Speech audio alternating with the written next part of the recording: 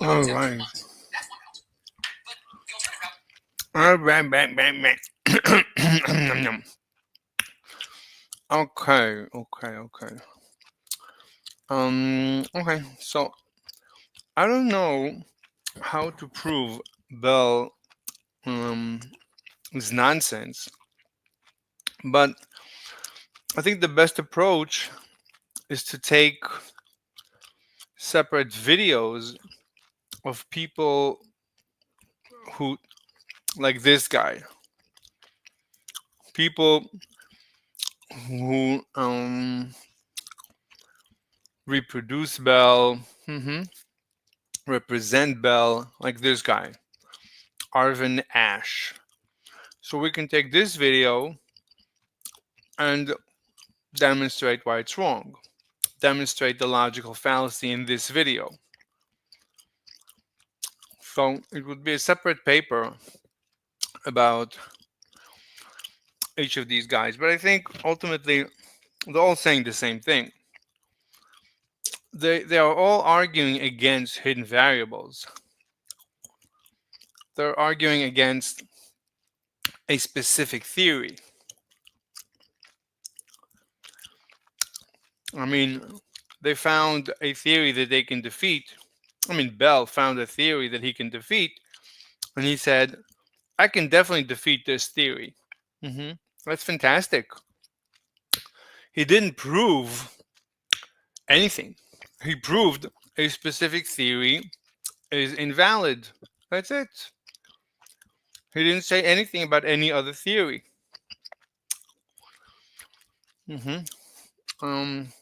But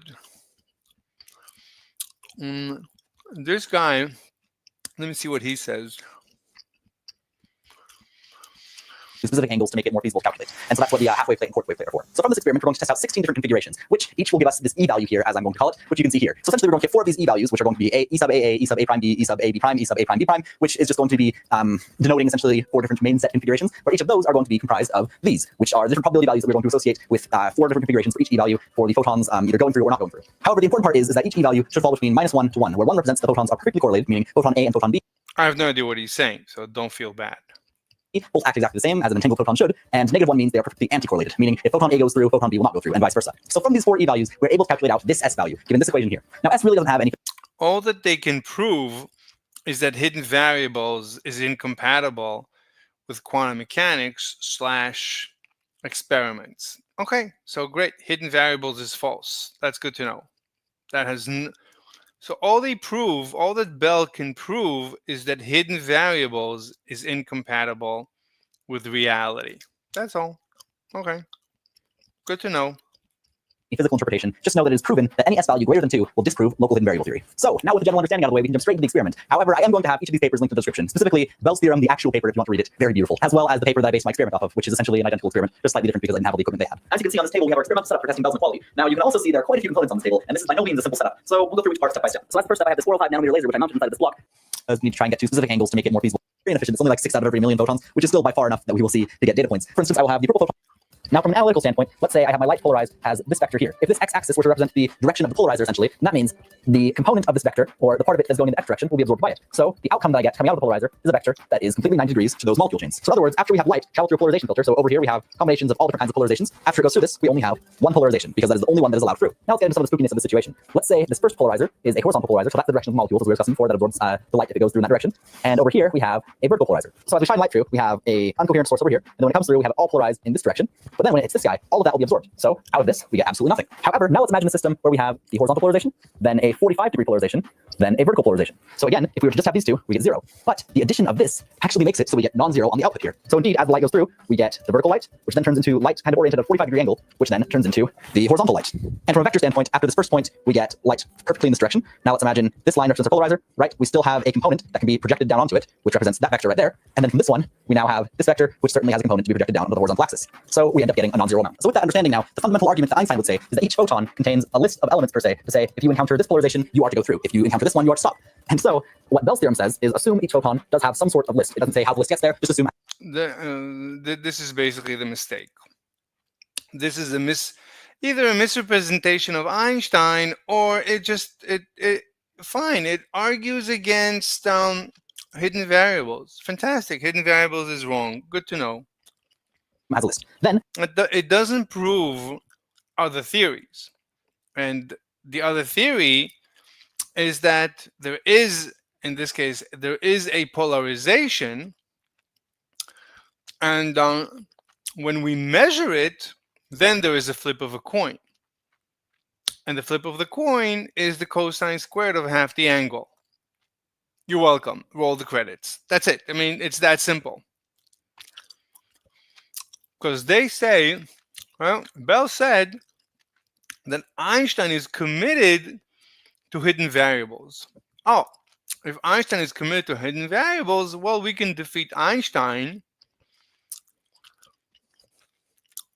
at different angles. Hidden variables, we can prove hidden variables is wrong. And he did. Fantastic.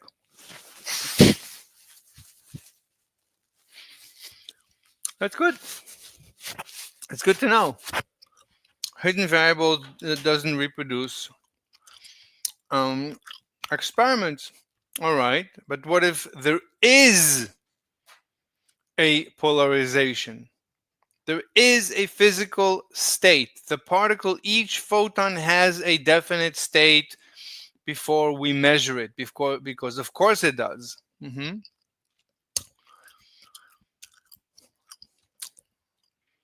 But then Bell says, what do you mean? If it has a definite state, then it doesn't reproduce. That's incorrect, because there's one more step between having a state and that's it. It's not that there's having a state and that's the end of the discussion. It has a state, but at the measurement, it doesn't mean that we're going to measure the state. It's not implied. You can still, during the measurement, flip a coin and get whatever you want to get. And then you can reproduce the data just as much as you want. You have all the input. It's not like you need any more input. You know the angle. It's based on the angle. The data is based on the angle. That's it. We expect to see it behaving in a certain way. So the argument back then was mainly the act of measuring was physically changing it. We can get around this apparent loophole of saying that it is the act of measurement that is the mechanism that causes all the disparity we see by using entangled photons. No, you don't have to say that there's any change. I'm not saying that. The act of measuring flips a coin as to what measurement we're going to get. The spin or the polarization, that's it. That is part of reality. That's real. It doesn't mean that the result of the experiment is going to be consistent. The result of the experiment is going to be a flip of the coin based on the angle. So in our physical experiment that we're going to carry out, we're going to have a thing called a BBO crystal. What BBO crystal does is essentially it is a nonlinear crystal which can take in a photon and then down convert that into two photons. Now it's very inefficient. It's only like 6 out of every million photons, which is still by far enough that we will see to get data points. For instance, I will have the purple photon go in, and then if it's one of the lucky ones to get down converted, that one photon will split into two photons of 8 to 10 nanometers. In other words, two photons of half the energy. So we're not breaking any rules here. Those entangled photons will travel off from plus or minus 3 degrees from the center line, and they will go to our observer A and observer B. However, in front of those observers, which these observers, by the way, we put multiplier tubes, we will have two polarization filters. And these polarization filters will be very good for testing different states on each of the different photons. And from this, we can build up a statistical model and essentially prove out the hypothesis of local hidden variables. Now, it is essentially the same as what I just showed you on the whiteboard diagram. It's just slightly different because we need to try and get two specific angles to make it more feasible to calculate. And so that's what the halfway plate and quarter wave plate are for. So from this experiment, we're going to test out 16 different configurations, which each will give us this E value here, as I'm going to call it, which you can see here. So essentially, we're going to get 4 of these E values, which are going to be E sub AA, E sub A prime B, E sub A B prime, E sub A prime B prime, which is just going to be denoting essentially 4 different main set configurations, where each of those are going to be comprised of these, which are the different probability values that we're going to associate with 4 different He's not explaining anything. I don't know what he's saying. configurations for each E value for the photons either going through or not going through. What's an E value? I don't know what an E value is. Did he explain an E value? I don't remember.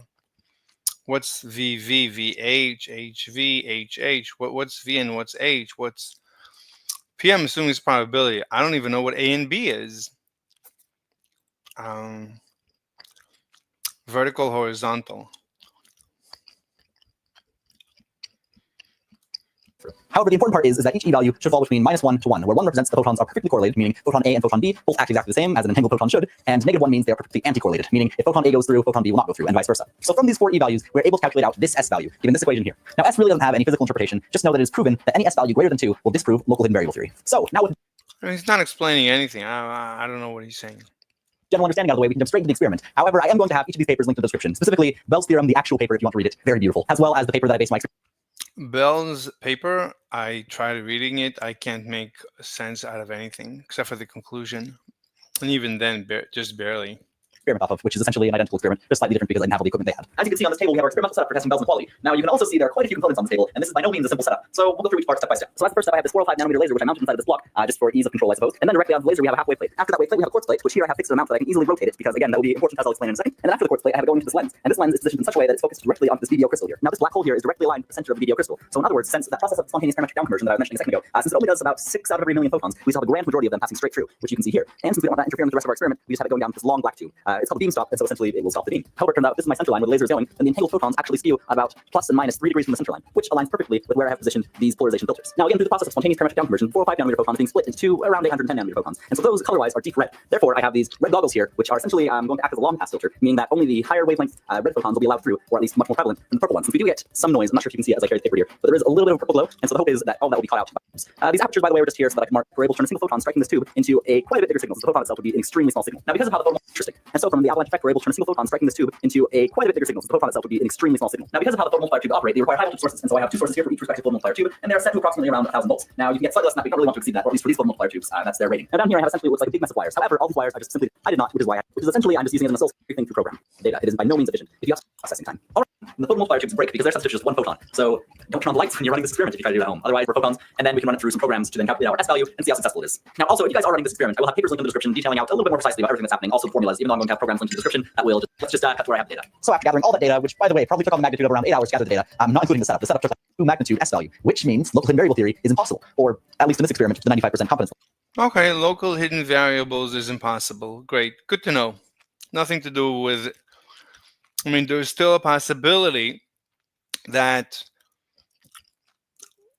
every photon that comes through flips a coin based on the angle and reproduces the data. You're welcome. Roll the credits. We're done. Level, just due to our standard deviation and such. They're picking on something Einstein said as if that's the only alternative to the collapse of the wave function. It's like the only alternative. We cannot think of any other alternative. Einstein said hidden variables. Let's go gangbusters on hidden variables. Okay, good. You know, you disproved something Einstein said. It's not even Einstein. I don't know how much. I guess from what I understand, he stood behind it. So fine. You disproved Einstein. Great. Einstein made another mistake. He made many mistakes. So this was another mistake. But this does not prove that the universe is non-local. Now, from the physical experiment that we demonstrated today, you could argue some loopholes, such as certainly light could interact with the information between this point and this point in that amount of time. Well, yes, but they have actually done experiments that take care of this by doing large fiber optic bundles to have the light travel a much further distance. And so that way, you can essentially rule out that possibility. And so you can rest assured with that, I suppose. Just for a moment, though, let's take a step back and really focus on what this result means. Since we have shown S greater than 2, we have shown that the universe either fails in realism to some degree or fails in locality to some degree. Meaning either the moon is not there until I measure it, the moon's not a quantum particle, but you kind of get what I mean. Or it means that information can travel faster than the speed of light. And certainly we have shown that as a proven point, there are no local hidden variables. Meaning all the experiments we were talking about before, how the entangled light will always act the same no matter what filter you get through, even though they all kind of act probabilistically. Even given that, yeah, but there's the third option. This is a false dichotomy. It's as if it's either local hidden variables or quantum mechanics. Yeah, because it's impossible to just say that there's no wave function collapse. That's complete and utter nonsense. There is a value, but during the measurement, there's a flip of the coin. That's it. Very, very simple. And then you can reproduce any data you want. Any data you want, you can reproduce. It's whatever equation, whatever formula you want based on the angle, right? Every photon going through knows its own polarization and knows how it's being measured. There's no, I'm not violating any rules. It doesn't care what the other photon is being measured as. It doesn't care. But they're both using the same formula with a probability. So it looks like they're colluding. It looks like they're communicating. Okay, yeah, but it reproduces the data. There's no communication, and it explains the data. So you don't have to say that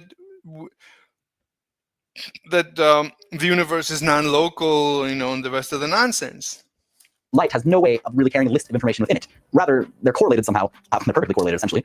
And they cannot give the information faster than the speed of light. So the act of measuring affects. They're both using the same formula. They're both polarized exactly the same way. So they're both correlated. There is a correlation because of the formula, because of the input. You use the same input and the same formula to generate the same probability. You're going to get a correlation. Whatever correlation you want, you can get. Affects both of them somehow, which is extremely spooky. Now, although these results are kind of agitating in a sense, they're really actually quite exciting because it's something so unexpected that how could it not be exciting? But it really is a beautiful example of. There's nothing exciting about it. The only thing that's exciting is that humanity is doomed because everybody's so dumb. Apparently. Scientific method in action. No matter how abstract the claim, we can break it up into logical fundamental blocks and essentially do proofs on each. And so many smart people doing so much thinking get the fundamentals wrong. And that's really incredible. Someone has to study this. This is one of the most incredible times in history where you clearly see everyone on the planet thinking, and getting it wrong. How can you miss it? Each of the blocks by, for instance, assume this is true, then this should follow, which is what Bell's theorem does. Assume that local hidden variables exist.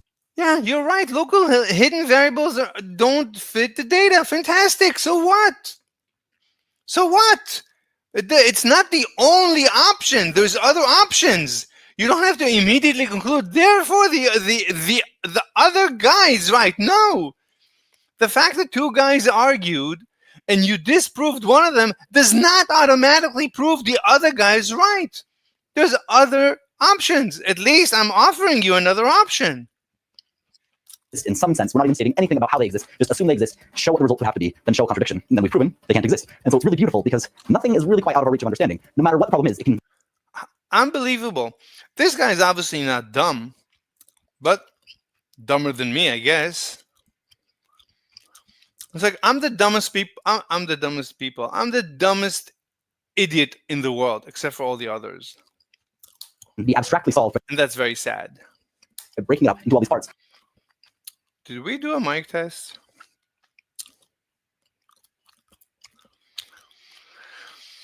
One, two, three. 1, 2, 3. 1, 2, 3. 1, 2, 3. Okay. Oh my God, Jesus, help me. And testing it logically and fundamentally, because the scientific method really brings us to a truth, no matter how abstract it is. And that's really, really a beautiful thing. So even if you didn't understand exactly. I mean, he's so proud of the scientific method, and but he skipped the logical method. You skipped the logical method. It's unbelievable how everyone skipped logic. Everyone. All the smartest people missed logic. But this should not be a surprise. I mean, this is after the Shlomim. I can't even pronounce the words for everything they're wrong about, these smart people. We know they're wrong about the regular list. That if I mention, they take down the video and they give me a strike. So I can't even mention the fact that these guys are always wrong about everything. We can't mention it. All we have to say, oh yeah, these are the geniuses. Yeah, these are the geniuses. They can't get anything wrong because they're geniuses.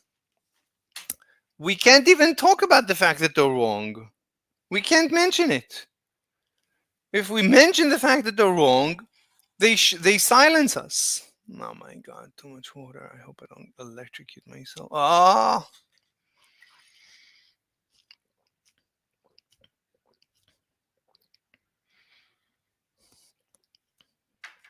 Oh my God. Hmm.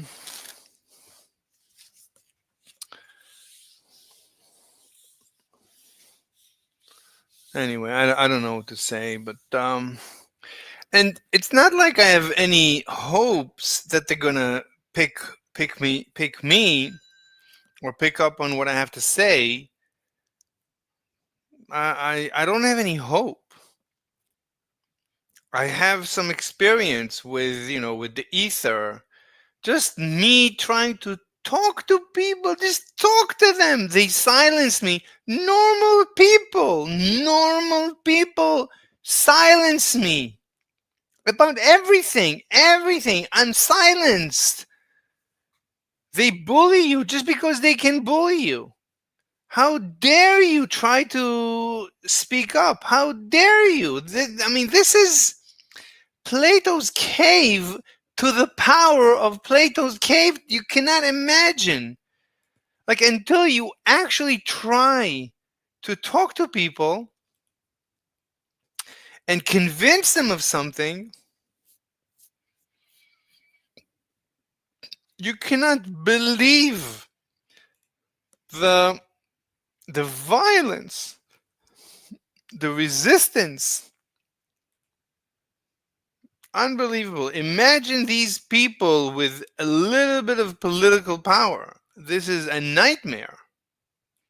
The consequences of Bell's theorem, although they are beautiful. I mean, we pretty much saw it. I mean, we saw it. I mean, any tiny bit of political power they have, and they, I mean, this was, every leftist, right? Every communistic, socialistic government ever created. You saw what they did.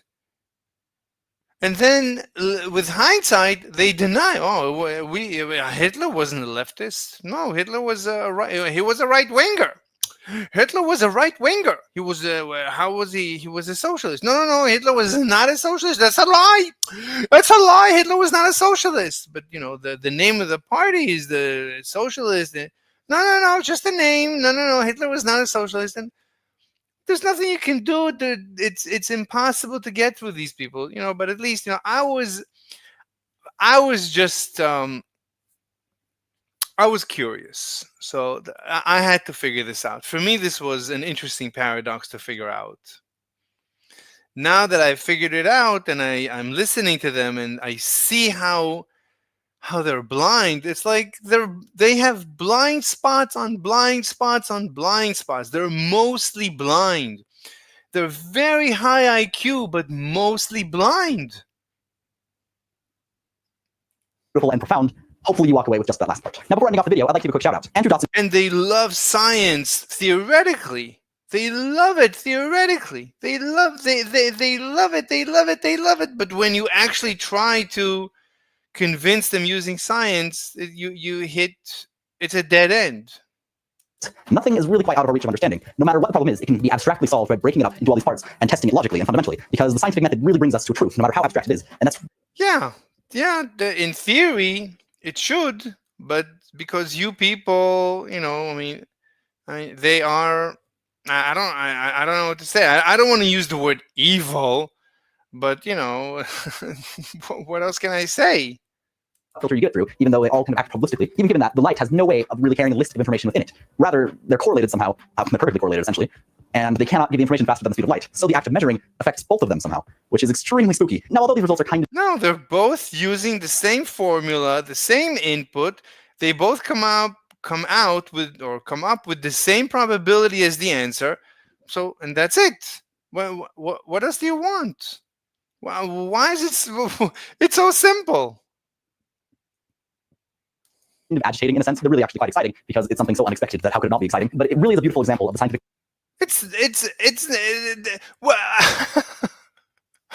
Oh my god. I don't know what to say. Method in action, no matter how abstract the claim. This is so cringe. We can break it up into logical, fundamental blocks and essentially do proofs on each. It's like he's so proud of the scientific method, but he's wearing the scientific method like the skin of like the skin of a dead soldier that he gutted, and he's just wearing the skin, pretending to be somebody else. He's wearing the skin of a scientist. He wants to be proud of science, but but what he's doing is not. I mean, it's a little bit of science. He seems to be repeating the scientific method, but he's not sitting there questioning. You don't see him questioning. You see him zipping through everything so clear, no questions. He's not sitting like me day after day, day after day after day after day after day, listening, pondering. This can't be right. This doesn't make any sense. This can't be right. Day after day after day after day, until I finally started seeing the little cracks in their armor, until I started breaking it down. And now I know they have nothing. These people have absolutely nothing. But you saw how it took so much time, and so it's it's so humiliating. I humiliated myself again and again and again, saying nothing, being confused and being confused and being confused. And you saw it. That's science. If you want science, that's science. Science is sitting and thinking and sitting and talking to yourself for hours and for days and for weeks and for months, and listening again and again and again. And anytime you try to talk to someone, they make fun of you, they attack you, they threaten you. That's, if you want science, that's science. What they do, I don't know what they do. I don't know what that is. Honestly. I mean, he's reproducing a test. Okay, that's nice, but where is the thinking? He just says it. Yeah, it doesn't make any sense. It completely violates all our senses or all our intuitions. This is so exciting. But what do you mean it's so exciting?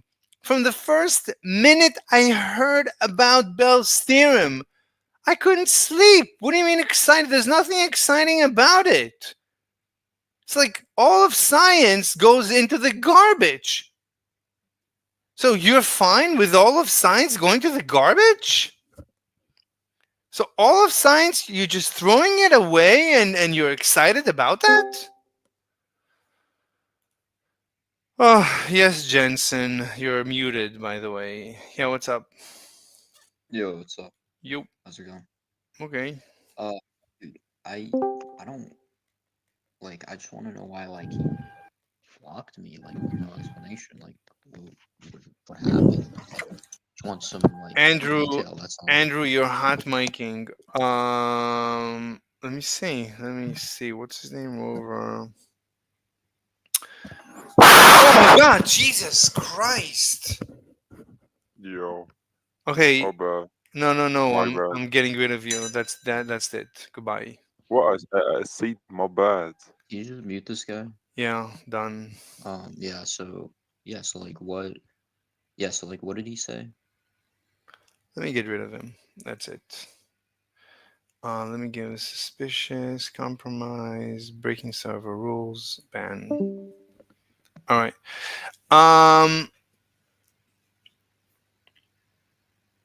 What did he say? He said, I told you what he said. I can ask him again.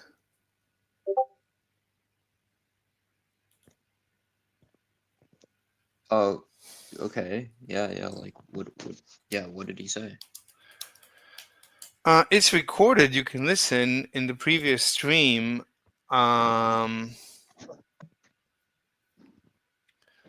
He said that he doesn't want the drama or something. He didn't say anything. Like else. Okay, I'll listen. Yeah, you can go listen. I don't know. I don't know what else to say.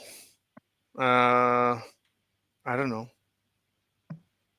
Like, Can you what? DM him and ask him like what I said? Yeah, I'll DM him, but what do you want me to DM him?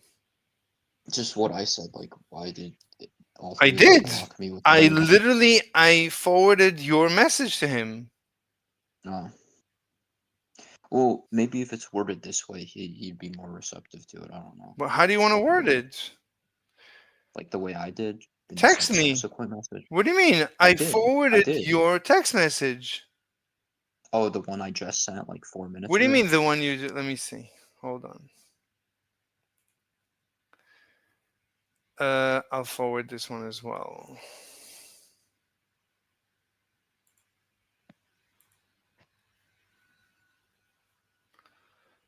Uh,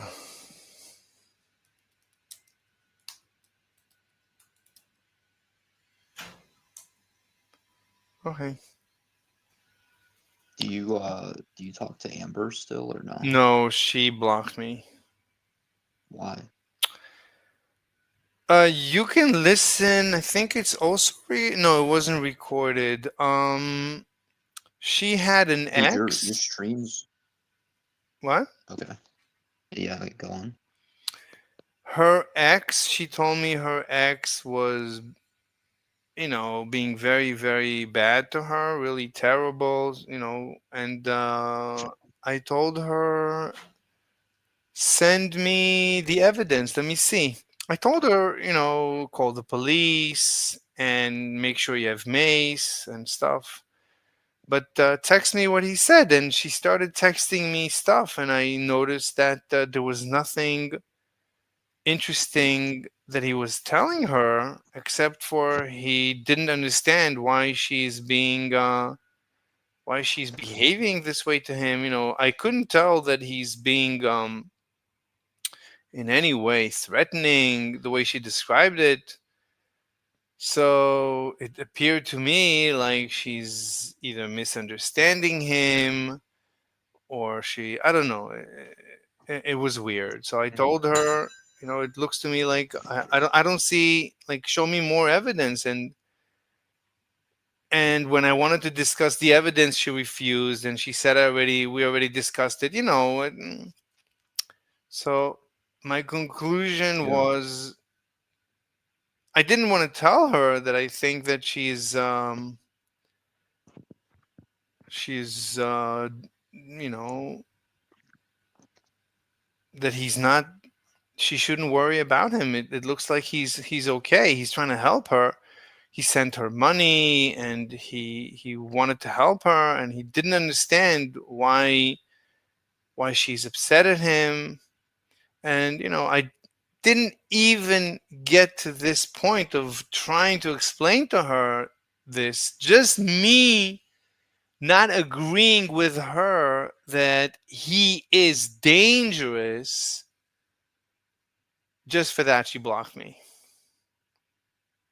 because I didn't agree with her that he is crazy, that he is dangerous for her and stuff like that. So it was Sam, let me weird. listen to this. Let me listen to this No, stream that you just had. no, I don't think that was recorded. At that point, we No, didn't. I'm listening to the coder, the fucking Rover thing. Hold on, Okay, trying to find it. Is it it's like right when he joins? yeah, probably. Okay. Cause your fucking streams are like hella long, dude. It's like feature length No, they're movie. usually 2 hours. I think lately they're just That's like two. a movie. Yeah, but it's it's like, All right. I'm gonna deafen while I listen. all right. Okay. Mhm. Each of the blocks by, for instance, assume this is true, then this should follow, which is what Bell's theorem does. Assume that local hidden variables exist in some sense. We're not even stating anything about how they exist. Just assume they exist, show what the results would have to be, then show a contradiction. And then we've proven they can't exist. And so it's really beautiful because nothing is really quite out of our reach of understanding. No matter what the problem is, it can be Yeah, but it's not like hidden variables is the only alternative to quantum mechanics, to the wave collapse and stuff like that, to the function, whatever. abstractly solved by breaking it up into all these parts and testing it logically and fundamentally, because the scientific method really brings us to a truth, no matter how abstract it is. And that's really, really a beautiful thing. So even if you didn't understand exactly the concept, Well, not this time, and many times it doesn't. The scientific method The scientific method. Well, it didn't this time, and it doesn't many times. Like many, many, many times, it doesn't. Unfortunately, the scientific method for me, yeah, for you and for everyone else, not so much. But for me, yeah, it's very powerful. I appreciate the scientific method, but the scientific method, before anything fantastic you say about the scientific method, the scientific method first step is be humble and be prepared to humiliate yourself. And be prepared to suffer personal attacks. So what he's describing is it's just one aspect of the scientific method. It's just reproducing. He's just reproducing somebody else's experiment, which is great. It's not negligible. But all right. I mean, you he agrees that it's egregious, that it's a violation of everything we know. But he doesn't stop and think, wait a minute, the ramifications of this thing, the consequences of Bell's paradox are insurmountable. This is a complete destruction of reality, literally. This is the universe is not real. The experiment that disproved reality. How can you go back to sleep knowing that an experiment disproved reality? The scientific method is about not being able to go to sleep knowing this is true, not being able to move on to do anything else, not do anything until you crack this. This is too much. This is just too much. You can't live with this. You can't go on living a normal life after this. You either have to disprove it thoroughly or you have to continue trying. But I don't see him trying. I wouldn't waste my time reproducing this experiment. Why would you waste your time? So many people reproduce this experiment. Why would you waste your time? Feynman told you, don't waste your time. We know quantum mechanics is correct. Why are you wasting your time? The answer should have been, all right, then let's find out why Bell's paradox is wrong. Find the chink or the kink, what do you call it, in the armor of Bell's paradox. There's something must be wrong with Bell's paradox. You can't use reality to conclude there is no reality. That's called a contradiction. And all you've proven is you made a mistake somewhere. All right, I'm back. Yeah, man. What did he say something interesting? No, dude, but you should have like pressed him more on I don't know what's what going about the on. drama? I don't know what's going on. I don't know. I'm in the dark too, but you're my friend. You gotta help me out, man. I'm trying. Alright. I don't know what's going on. Yeah, because I liked Rover, so that's kind of a I shame. love Rover. Rover is incredible. Yeah.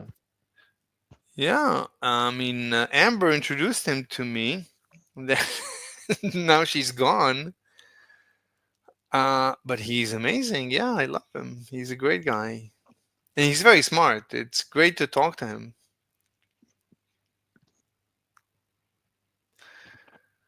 I got you. So I don't know what to tell you. Tell me what you want me to tell him. I'll tell him. Or you can even Yeah, well, you You- said you already sent it, so it's all good. you can record a voice message. I'll send him a voice message too if you want. No, that's okay. It's not necessary.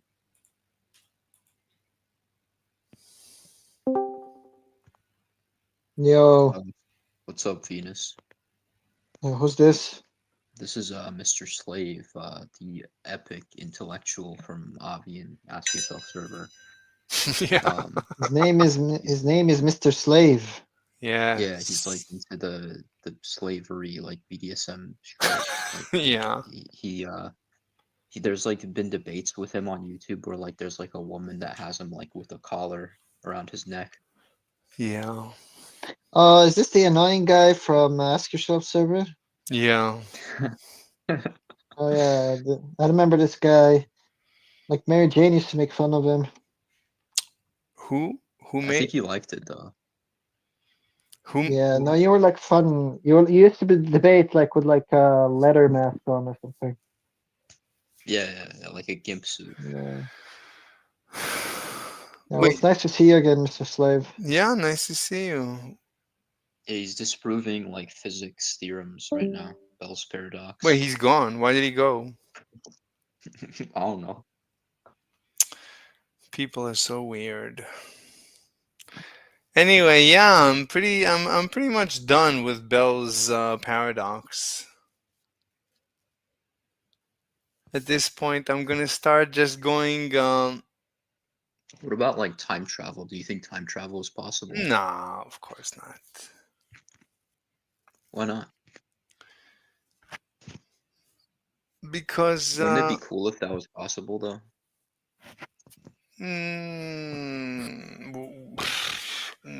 I don't know how. Why would it be cool? How would it be I cool? don't know. Like it would just be like, you could like fix past mistakes or go forward and see what the future's like. That doesn't make any sense. If you go back in time, you're not gonna fix your own mistakes because now like it's like if you go back to when Hitler was a baby and you kill Hitler as a baby, then they're gonna just accuse you of being a baby murderer. Mhm. And then you'll begin to understand how difficult it is to fix time. You really can't fix it. Yeah, but like you could just escape the punishment of that by traveling into the future in that parallel universe. Yeah, I guess. But then once you're back, the universe is no longer this universe, and who knows what happened? Who knows if there was Yeah, no. I might be better than us. You don't know what the world. Maybe the world would be worse. You don't know. So you might come back. I don't. No. I think we know some things, right? Like I think we could like No. make No. like probability estimates based on like certain things, No. like let's say that like it's a parallel universe with the same laws of physics, right? Mm-hmm. Then based on that we can make like rational like predictions on like what might happen if you like alter certain things. No. The world is a chaotic system. You might change something tiny, Yeah, and but it's the chaos has an order, right? Otherwise we wouldn't know about it. chaos by definition is it's unpredictable. You cannot predict it. No, Yeah, well then it's why are you no. by you What? It doesn't matter. by you having Mhm. the wherewithal and separation to properly contain it in a word, that means that by definition it has order. Look, it doesn't matter. It's You cannot by calling out time you become separate from it, right? Similarly, don't by know. calling out chaos you order it. I don't know. Look, See what I mean? I don't know. And it doesn't matter. There's no way to time travel. There's plenty of interesting things in physics. You don't need time travel. There's plenty of fascinating things. Even Bell's paradox. Even just the fact that everyone is getting Bell's paradox wrong. Everyone, literally everyone is getting Bell's paradox wrong. Everyone thinks it's disproving reality. You see all these videos of all these huge brains, and then the title of the video is the experiment that broke reality. The experiment that disproved Okay, let me reality. read about it. Therefore, they are all subject to the same Lorentz contraction.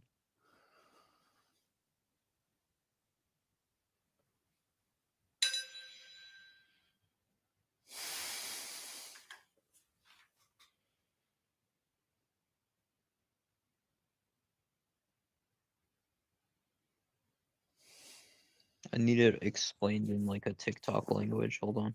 Okay.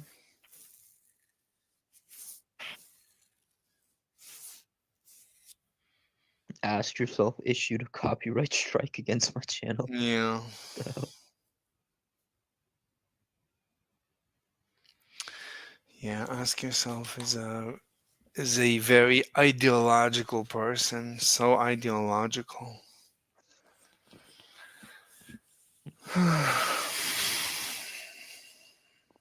Okay, hold on. I'm watching a minute physics video on it. Yeah, go ahead. You can watch. It's a rabbit hole. We'll come back when you want to talk.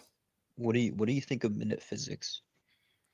He's a leftist propagandist, like all the big brains. Okay. All right, 1 second. I'll be right back. Yeah. Okay. Okay. Let's continue. This is really interesting. I mean, it's so fascinating that you look at this guy and you're thinking, oh, he's wearing a lab coat and he's such a big brain and he's so smart. You wouldn't think, oh, he's not even trying to understand. He's just a mindless robot. He's just repeating somebody else's experiment. He's just regurgitating what he heard. He's not even trying to think about the implications. He doesn't have an issue with disproving reality. Consequences of Bell's theorem, although they are beautiful and profound, hopefully you walk away with just that last bit. Now, before ending off the video, I'd like to give a quick shout out. And all they want to do is just teach you science. Oh, science, what do they call it? Science explanator, science communicator. Although it's so important for me to just let you plebs know the importance of science. You little plebs, I need you to walk away understanding how beautiful science is. This is nothing but clergy. This is just modern day clergy. Andrew Dotson here on YouTube is a fantastic physics YouTuber. Although he doesn't really do experiments like we do here, I think he has very, very valuable videos and really walks through things in a very nice way. And so What I notice is they all say experiments. They all mispronounce the word. It's experiments. I don't know why they all say experiments. fantastic physics YouTuber. Although he doesn't really do experiments like we do here, I Experiment. Why would you say that? I don't understand it. Anyway, Andrew Dotson. Who's Andrew Dotson?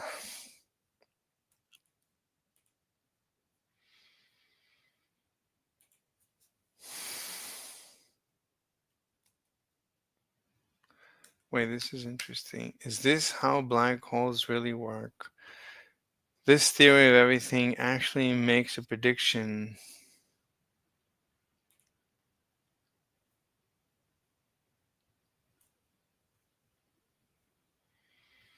Oh, the angry astronaut. What an idiot. Good afternoon and welcome. What's going on?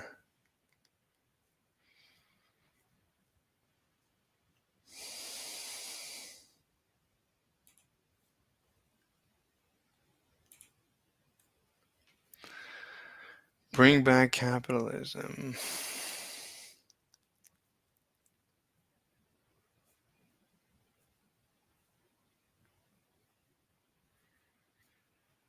Yeah, this is incredible. Hama falls, Assad's army collapses. Is Assad done? Incredible.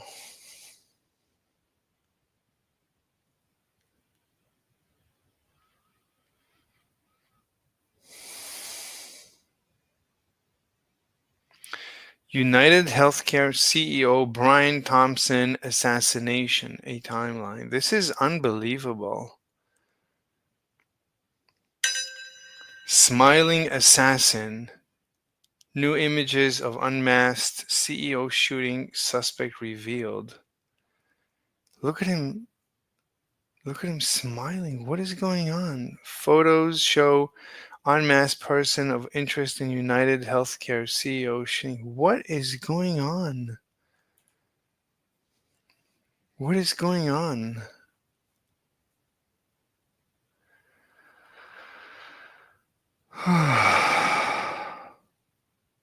What is this guy?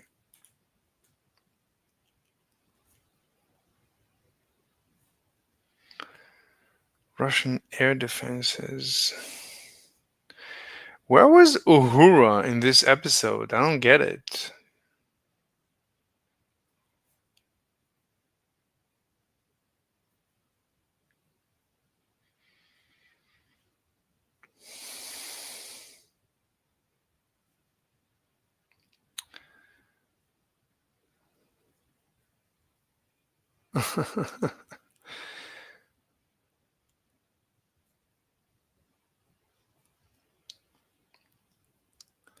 Okay, I don't want to waste time.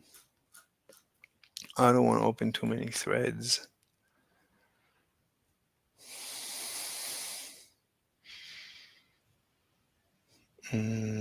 Friendly atheist Ron DeSantis war on Christmas.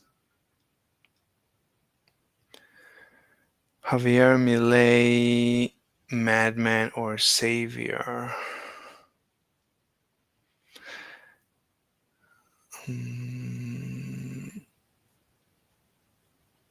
Just okay. Let's not waste time. All right, I'm back. Yeah, what's up? So, what do you think? Yeah, I mean, relativity is hard. What do you mean relativity is hard? What do you It's mean? talking about like length contraction and that kind of stuff. No, but that's relativity. That's not Bell's theorem. Relativity. Bell's theorem is about the two spaceships on the rope, right? Connected by a rope.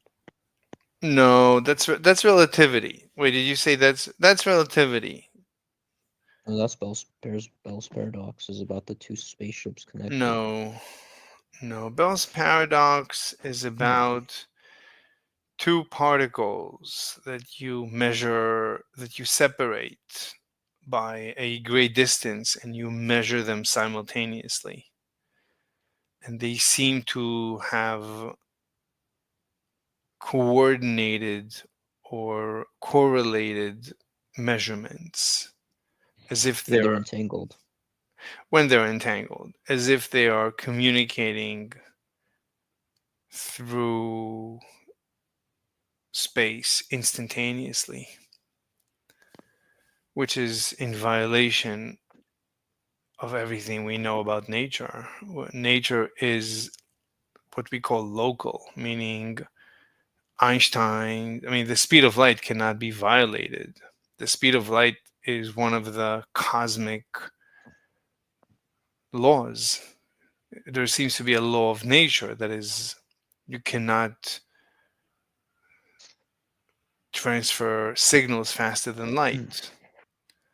But the conclusion of unless you fold the space time, that's how like wormholes work, right? That's what Brian Greene says. Professor Brian Greene, he says this proves that any two entangled particles, which means all particles in the universe, because at the end of the day, all particles have some connection. So they're all connected through infinite wormholes. So right now there is wormholes going through you and from you to everywhere else in the multiverse. Yeah. It's complete and utter nonsense. You don't need to say any of that because Bell's. No, it makes sense. What do you mean it makes sense? The thing about wormholes, yeah. No, wormholes don't exist. Wormholes are nonsense. There's no wormholes. And there's no need for wormholes, and there's no need for faster than light communication, because Bell's paradox. You can create wormholes. No, we cannot create wormholes. There's no such thing as wormholes. They don't exist. So theoretically, I'm saying. No, not even theoretically. There's no reason for wormholes to exist. There's no such thing. I think, like, in a sense, there is such a thing, though. Just like in a sense, No, theoretically. no, no. There's no Like, reason. obviously, you can apply it, but No, it's like theoretically. no, I no. mean, There's does it entail like a logical contradiction? Does it entail a logical? 1 + 1 = 3. Does that entail a logical contradiction? Yes, What's the logical contradiction? because the logical contradiction is 1 + 1 = 2, and 1 + 1 does not equal 2. That's the P and not P. But who says P is not? If P, then not P. Who says that? Well, Maybe. we say it, we come up with that. So okay, then take it back. With the rules of logic, we come up with that, right? Fine, take them back. No, it just exists. Like, No, you like, came up with them. undiscover something? Sure, undiscover it. No, they weren't discovered. They were you came up with them. You can come down with them, take them back, and that's it. I mean, the contradiction that 1 + 1 is not 3 is what you decided. At the end of the day, that's your decision. It's a social construct that 1 + 1 is not 3. There's no logical reason that 1 + 1 is not 3. It's Well, if you're thinking of the same 3 I'm thinking of, then it's not 3. I don't know. Look, what do you mean thinking? But the right, it's a social construct. We both Yeah, agreed. but like but it's based on some stance independent reality. No, we don't know that there is a stands independent reality. We don't know. How do you we don't know anything. So we Oh, came well, then who are you? exactly. It's all made up. Everything you know and love is all made up. Therefore, the word Well, then contradiction, and why don't we act like that? Why don't you act like that we way? came up with the way we act. I mean, it's called. No, but like you don't act like it's made up though. I do. What do you mean? It's all made up. Well, this is No, how. you don't like jump off of like bridges and stuff Why would like I this. want Like to? you Why would I jump try off to of? like Why would I want to jump no, off a I'm saying bridge? I'm saying you like maintain like your sanity, right? Like you don't like just try to like Why would I destroy lose? things. Why would I destroy anything? I'm a model citizen. Why would I Well, want to do? like because yeah, exactly, because things exist, right? No, Including no, yourself. no, no. It's my subjective reality. Within my subjective reality, this is the optimal life. Ush. Hmm? Hush. Wait, hold on.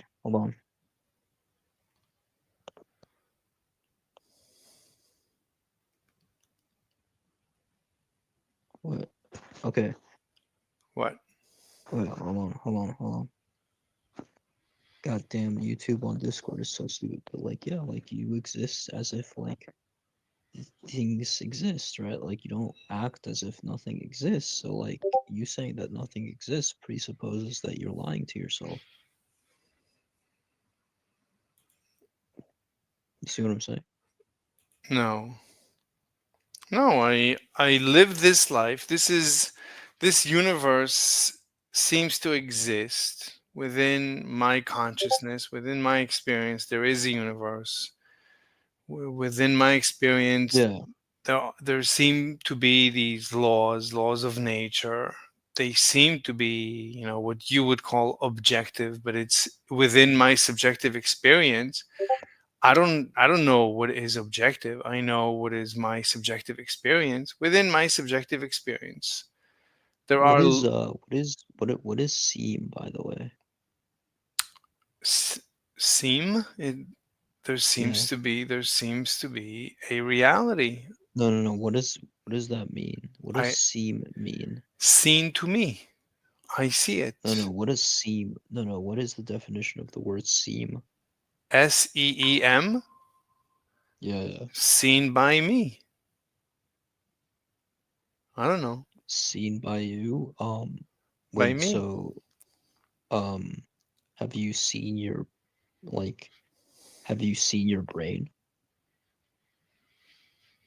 I haven't seen my brain, but there, right? I've Does seen. it seem to be there? Yeah, seems to be there. Yeah. So then how can you conclude that it seems to be there if What you do haven't seen it? No, but I've seen. There's evidence. All the evidence points No, but that. you haven't seen. No. That you just described seem as the definition is seen by But you. even seeing. You But can't even seem of something if you don't fine. see it. Okay. Look, now you're being literal. I'm not. I mean, the I'm just definition. joking. Oh, I'm just okay. giving you a hard time. Oh, okay. Yeah, I don't care.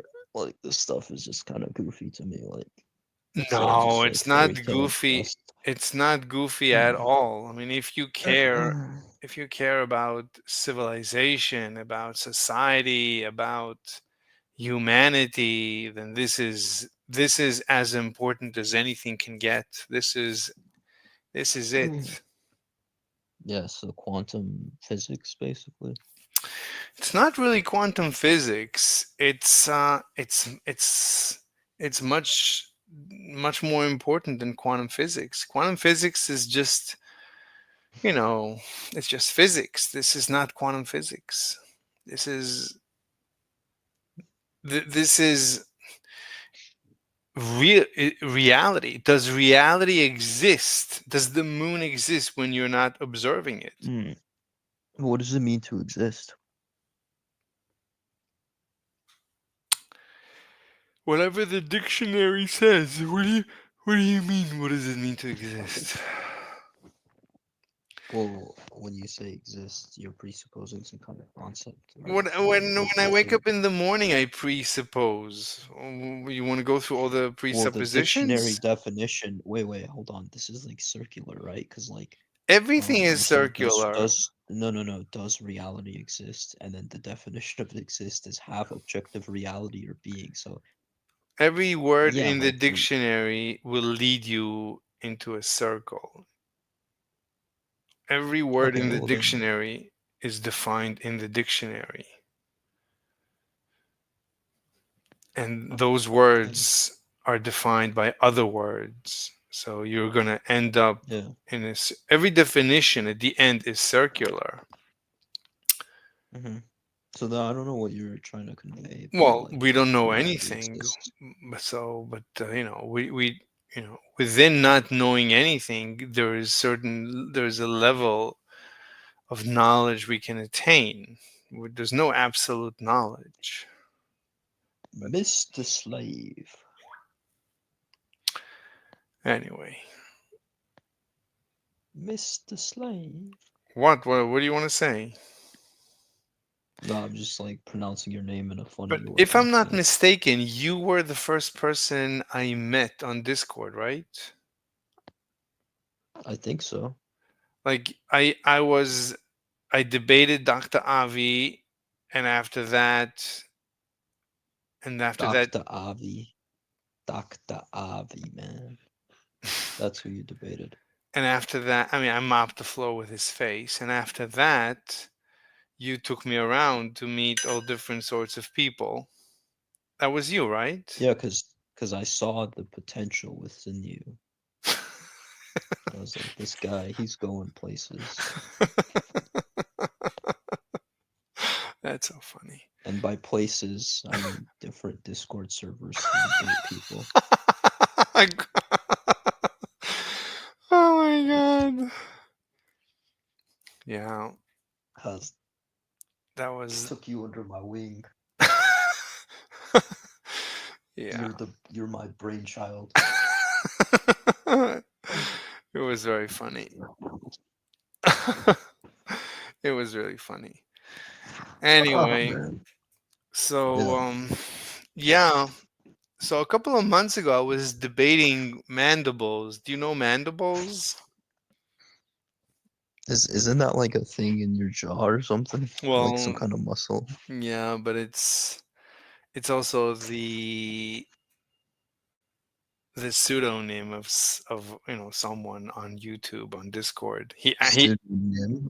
a pseudonym. Okay. I don't know his real name. I think it's he she is trans, but I'm not sure. Mhm. So anyway, I debated him, them, they, them, and Bell's inequality came up, and at that time I didn't know anything about it except for it disproved reality. It disproved that elementary particles have a definite state before you measure them. So it claimed You that need to operate from a given axiom before you kind of make these types of claims, though. what? Because when you say like nothing is real, is that statement real?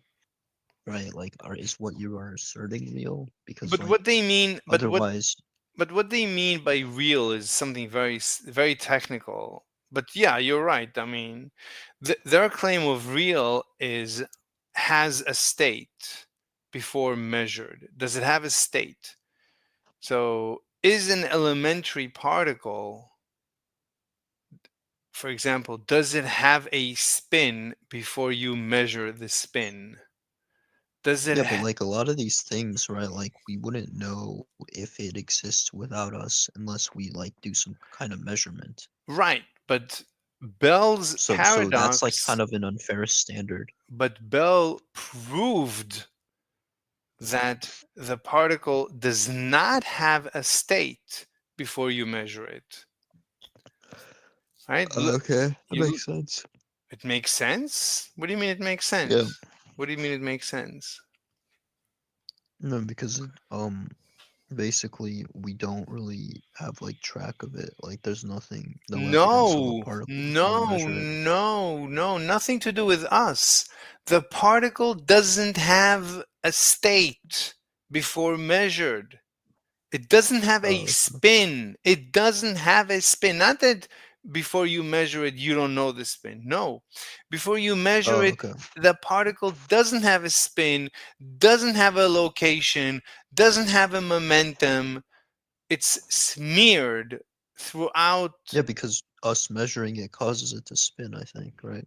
Well, then you observing the moon causes the moon to collapse into existence, to pop into existence. That's what they claim, because the moon is just a bunch of elementary particles.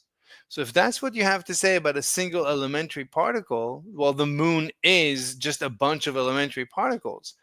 And so are you, and so am I, and so is the internet, and so is the earth, and so is the universe. So what you just said and what Bell is saying is that the universe doesn't exist as long as it's not being observed. Mm-hmm. What do you mean? That's that's the most. Makes that What that do you makes mean? kind of sense. What do you mean makes kind of sense? How does that make any sense? It doesn't make any Well, sense. did you see the universe before you saw it? I didn't. Anyways, I gotta go, but it was nice chatting. All right, I'll see you around. Oh my God, yeah, Jensen. He was very nice to me from the first second I came into Discord, into this beautiful universe. From that first second, he was very kind to me. Most of the time. Some of the time, I think he was a little bit mean, but anyway, I had to ban Andrew. I mean, today's behavior was completely unacceptable. No more talking IG, Instagram. You're an egoistic, dumb guy. Um, dude, You hurt my ears. I'm old and I don't want to lose my hearing. Sorry. Sorry, not sorry. Chinas gave us this video to look at. Do you believe there is an ether, or is an ether necessary for variable speed of light? Is it assumed? Because that theory is coming back. I even saw Eric Weinstein say, he said a few times that the ether actually has made kind of a comeback. Well, yeah, there's a couple of things to mention here. Yes, as a matter of principle, because first of all, the ether, the concept does not contradict special relativity. People are convinced, no, the ether, no, it's not. On the contrary, if you consider, I mean, if you're doing ether theories seriously, you go to, you're doing continuum mechanics and also nonlinear continuum mechanics, and now what you discover is that once, the important thing is here to have an idea about particles. Once you imagine a particle to be something foreign to the ether, something like a ball of iron passing through a liquid, then you end up with all the discrepancies and all the contradictions. Okay, so the ether would be falsified in that case. But once you imagine a particle as a defect, a structure, a wave in that elastic continuum, special relativity comes out necessarily. That's, by the way, the thing that most fascinated me when I started a long time ago doing fundamental physics. When I saw that 1949, I think it's Frank paper about the Dislocations. About dislocations. About dislocations, Yes. the motion of dislocations in crystals, and then you have Amazing. all of a relativistic electron. Yeah. Of 1 over v squared over c squared. Wow. Okay. That was one of your most mind-blowing videos for me. And I was a material scientist, or I mean, I trained, that's my degree, material science. Mhm. And so we talked so much about these, lattice structures and how do materials bend, how do they strain, how do they break. Yeah. So it all comes down to these dislocations. And so just for my audience, when you bend a material, Mhm. how does it actually work? Mhm. The actual chemical bonds inside of it will move. Mhm. As you bend the material, they'll I guess snap to the next one, if I think about it correctly. And you explain in your video on dislocations that it snaps at the speed of light. Yes, Which I thought was amazing. It corresponds to the speed of transverse sound, and no material. defect can be faster than the speed of sound, because otherwise it would break up the material. It's not possible. So you have the very same formula, the elastic energy approaching infinity when the defect approaches the speed of transverse sound. So that really blew my mind when I discovered that. So I think there is a deep truth, or something deep behind that similarity, or the popping out of the same equations from this picture of an ether. Also, on the other hand, it hasn't developed in a complete theory either. So I guess this ether idea is correct, or there's some truth, but you have to reconsider space-time at the same time and replace that. So what I'm currently doing in this field is playing around with alternatives for space-time considering quaternions, and then looking at the quaternions, how possibly quaternions could be equivalent to such an ether structure. But that's maybe too detailed into specialist math now. But we should have the courage to follow such intriguing avenues. It seems like there was a split. When the split happened back in the 30s, it was like, as you mentioned, space-time is either flat and light bends, or what they went with is space-time actually curves and is fundamental, and light goes straight. Mm-hmm. So it really seems like in those two cases, you have one road where particles exist, like you mentioned, it's an iron ball flying through nothing, which is the path I think we've chosen. Or you go back and say, actually, there are no particles; they're actually just waves. So matter is actually just some sort of energy wave. Maybe it's a light wave and it's densely packed. Could this be the issue? Is that they've just been down this particles exist theory for so long, even though we can't find particle? The deeper they look, even their best theory right now is everything is just fields. So there really is no particle. I guess my question is, do you think particles exist? Yeah, but there were two questions actually. That was the second one. Your first one referred back to that fork in the road. You follow variable speed of light, or you follow geometry, and sometimes you have this tragic incidents in history. You have an Einstein coming back from Prague, where he did variable speed of light, and he meets his friend Marcel Grossmann. He tells him a lot. He learns from Marcel Grossmann this general relativity and differential geometry. And unfortunately, Einstein had an error before in his variable speed of light, so he came out with the half of the correct deflection. So he dismissed this approach entirely and followed the differential geometry approach. Even if there wasn't a difference as a matter of principles. You could do the error in both theories, and in the second formalism, he didn't do the error. But unfortunately, the other approach was, I think, dismissed for no good reason. So we have these developments, and of course, you can also ask the question: where did that came up, distinguishing particles and waves? Good question. I guess it's a little bit different, because it's kind of natural that this problem arose. The image of a particle would be just, we're playing with tiny particles, and that's very natural from how our human brain perceives the world. So it's very natural, the concept of a particle. And at the same time, the wave behavior was discovered at the beginning of the 20th century. De Broglie matter waves and Davison and Germer experiment proving the wave nature of electrons. This was it was proven that particles sometimes behave as waves, and even before, Einstein had introduced the concept of a light quantum that promoted a little bit the imagination of a wave being something, a package or a particle. Okay, so we had in a natural way coming up this deep riddle or these contradictions from two sides. I mean, what was believed to be a particle, now we have this wave. What was to be believed to be a wave was also a particle, and that drove physicists back then crazy. Like now. It's not even more crazy. They don't even look at the experiments and the phenomenology any longer. No, but the thing is here, and this problem hasn't been solved to this day. I guess, you can introduce, of course, your wave function and saying that, okay, we have a wave function and it's a complex function and you square it, and then you have the probability of meeting a particle. But what does that mean? So many people have unsuccessfully tried to develop this in a coherent way, and no, it's not resolved. No, people are realizing that there is something to be resolved, something possibly wrong, something which is not satisfactory. And I cannot claim I have a solution. I just suspect that sometimes if a problem is so difficult that it might be ill-posed, and maybe both concepts, particle and wave, are somehow ill concepts because at the very end they refer to space and time. That would be my theory, if you want. And instead of wrecking our brains and banging our head again against this wall, and many people have done it, maybe we should refocus on, rather than asking why do we have waves and particles, why do we have light and matter? This is a real. So 57.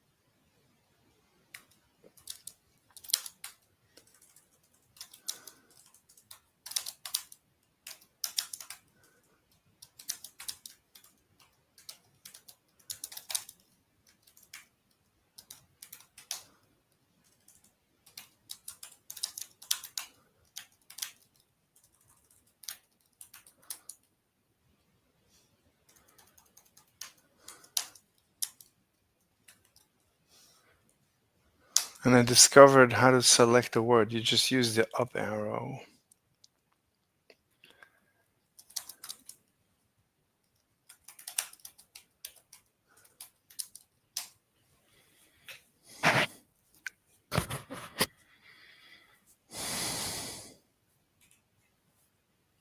Here we have two identical cylinders completely submerged in water and connected by two flexible hoses to two identical electric motors. The electric motors will be driven by a common 12 volts car battery.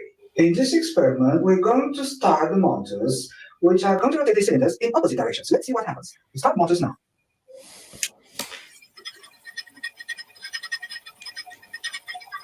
We see that the cylinders attract each other, now are sticking to each other. Let's try to separate them.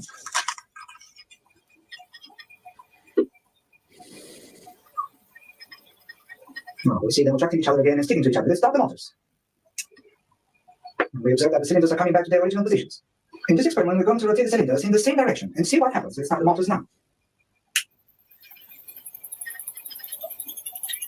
We observe that the cylinders repel each other. Their relative distance is increasing. Let's try to push them against each other, see if we can reduce the distance. And what happens if we reduce the distance?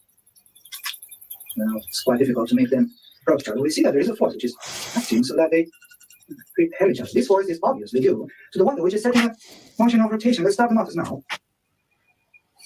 And observe how the cylinders are coming back to their original positions. In this setup, the two cylinders are aligned together and enclosed with styrofoam. Using a right-hand rule convention, the curl of the fingers indicates the direction of the cylinder rotation, and the thumb corresponds to the north pole of a magnet. The light green side is north, and the yellow side is south. Opposite poles attract for both the cylinders and magnets. Like poles repel, and the same behavior is observed for both the cylinders and magnets. Even when placed on their sides with like poles parallel to each other, both the cylinders and magnets repel and behave the exact same. Is a magnet just a vortex in a fluid-like substance called the ether?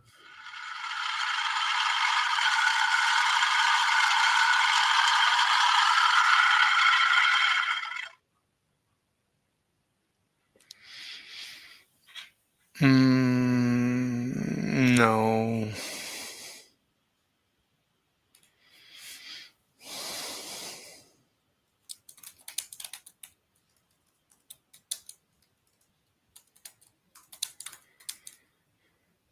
Quantum field theory.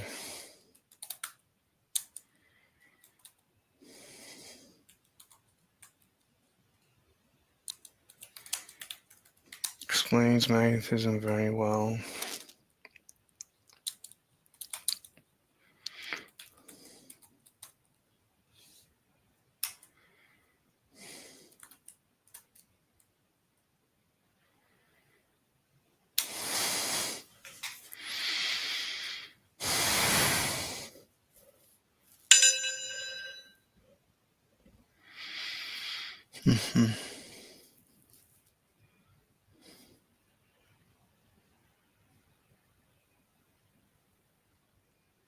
What?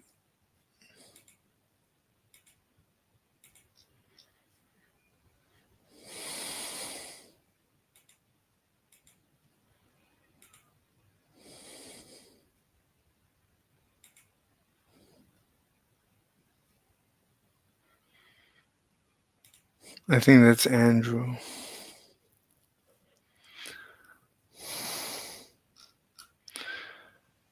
$222.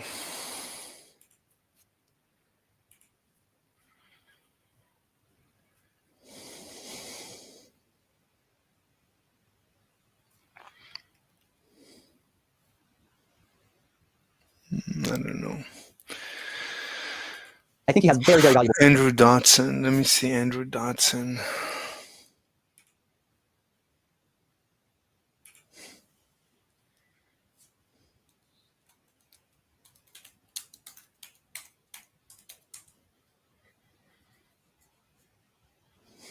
Subscribed.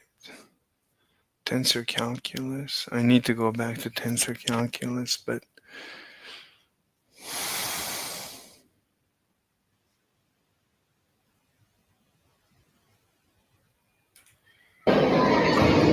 Yeah. Yeah. oh my God. You gotta move, Andrew! Andrew, get your feet to your butt! That's gonna hurt. Oh, white belt. Very dangerous. White belts are very dangerous. Jesus Christ.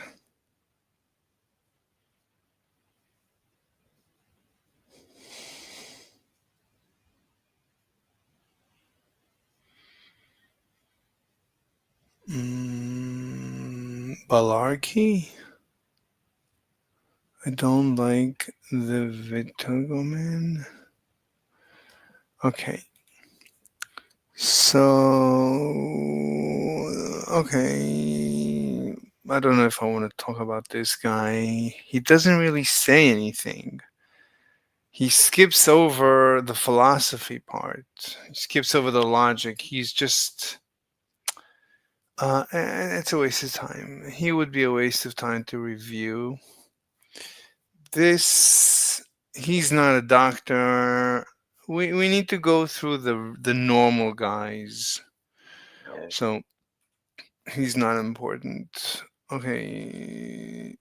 A month ago, I told you about Stephen Wolfram's attempt to develop a theory of everything based on hypergraphs. And just the other day, I learned from New Scientist that if he's right, it'd imply a characteristic change in the emission of supermassive black holes that could be observable. That'd be very interesting, if true. So let's have a look. In my recent video about Wolfram's hypergraphs, I mentioned that most of the recent work on this seems to have been done by a young mathematician by the name of Jonathan Gorar. I didn't know, though, that the two seem to not be on the best of terms, as Gorar mentioned on X Twitter that spending the last 5 years watching Stephen take sole credit for ideas, insights, developments, and discoveries that were the products of our collaboration has been a uniquely exhausting experience. This new work also comes from Jonathan Gorar and is based on hypergraphs, but it doesn't seem to directly involve Stephen Wolfram. As a brief recap, a hypergraph is a set of graphs or networks that describe space-time, not just space, but space-time. They have a finite resolution that on the one hand can reproduce Einstein's theories to good accuracy, on the other hand it can avoid the troubles that Einstein's theories have on the shortest distance scales where singularities can form. This way, the hypergraphs might one day also have to recombine general relativity with quantum physics. Discretizing space-time has of course been tried before, but most attempts have run into conflict with observations quickly. This is because in Einstein's theory, you just can't have discrete chunks of a fixed volume of space. This is because of length contraction, something that's very big for one observer will be very small for another one, and the volumes of space can change. So the idea of having discrete space is itself incompatible with Einstein's theories. Hypergraphs circumvent this problem because they're treating space and time together as one entity and have deviations at small volumes of space-time, not volumes of space, but space-time. If length contracts and time dilates, but the product remains the same. So this doesn't result in any obvious problems with the symmetries of Einstein's theories. Gorat now used these hypergraphs to describe what happens if a black hole accretes matter. The matter will spiral into the hole and heat up dramatically along the way. This releases a lot of radiation. We can observe this radiation from many supermassive black holes in the middles of big galaxies. In a paper from February, Gorat uses fluid dynamics to describe the accretion of matter onto black holes and says that the amount of energy that is emitted depends on how dense the hypergraphs are. You see this blue holy stuff here? That's a hypergraph which replaces the continuous spacetime. The less dense the graph, the higher the deviation from Einstein's theory. In the paper, he doesn't quantify it, but just somewhat vaguely writes that these results provide tentative evidence that there may exist astrophysically observable effects of the underlying discreteness of spacetime arising within certain quantum gravity models. Then, a few weeks ago, he leaked on X Twitter some preliminary results, according to which preliminary simulations suggest that this could result in a boost in jet luminosity, assuming approximately Planck scale discreteness, of around 2 to 3 times over the predictions of classical general relativity. Big if too, as they say, because that might mean that we could be closer to finding evidence for the quantization of gravity than we thought. However, the reaction of physicists to this claim was deep skepticism. Alessandro Stumia writes, the physics is low energy junk falling in a hole. Effects of Planck scale physics should be tiny. And Ted Jacobson, quoted in New Scientist, says likewise, I don't see how this idea can make sense. Any viable discreteness would be at a very small scale compared to the scale relevant for the physics of accretion. The reason they're saying this is that usually you expect deviations from Einstein's theories at a strong space-time curvature or at extremely high energy densities respectively. I know it's somewhat counterintuitive, but the space-time curvature near black holes is actually very small, and the energies that are involved there are also small, at least compared to the ones where you expect deviations due to quantum gravity somewhere at the Planck scale. That said, I think this criticism ignores the exact way that hypergraphs implement the space-time discreteness. As Gorat writes, the deviations come from the way that hypergraphs suddenly increase the ratio of the number of possible paths that cross into the black hole horizon because there just aren't any other paths. It adds to this that fluid dynamics is fundamentally chaotic. It can amplify effects from short to large distances. This is the famous butterfly effect. So I think the case isn't all that clear-cut, and it's worth to wait and see what Gorat is up to. Did you know that I have a free weekly newsletter with some extra news items? You can...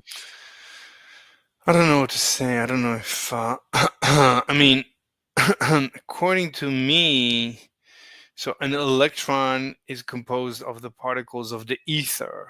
So the question is, can the particles of the ether, can those particles actually show some artifact, some effect?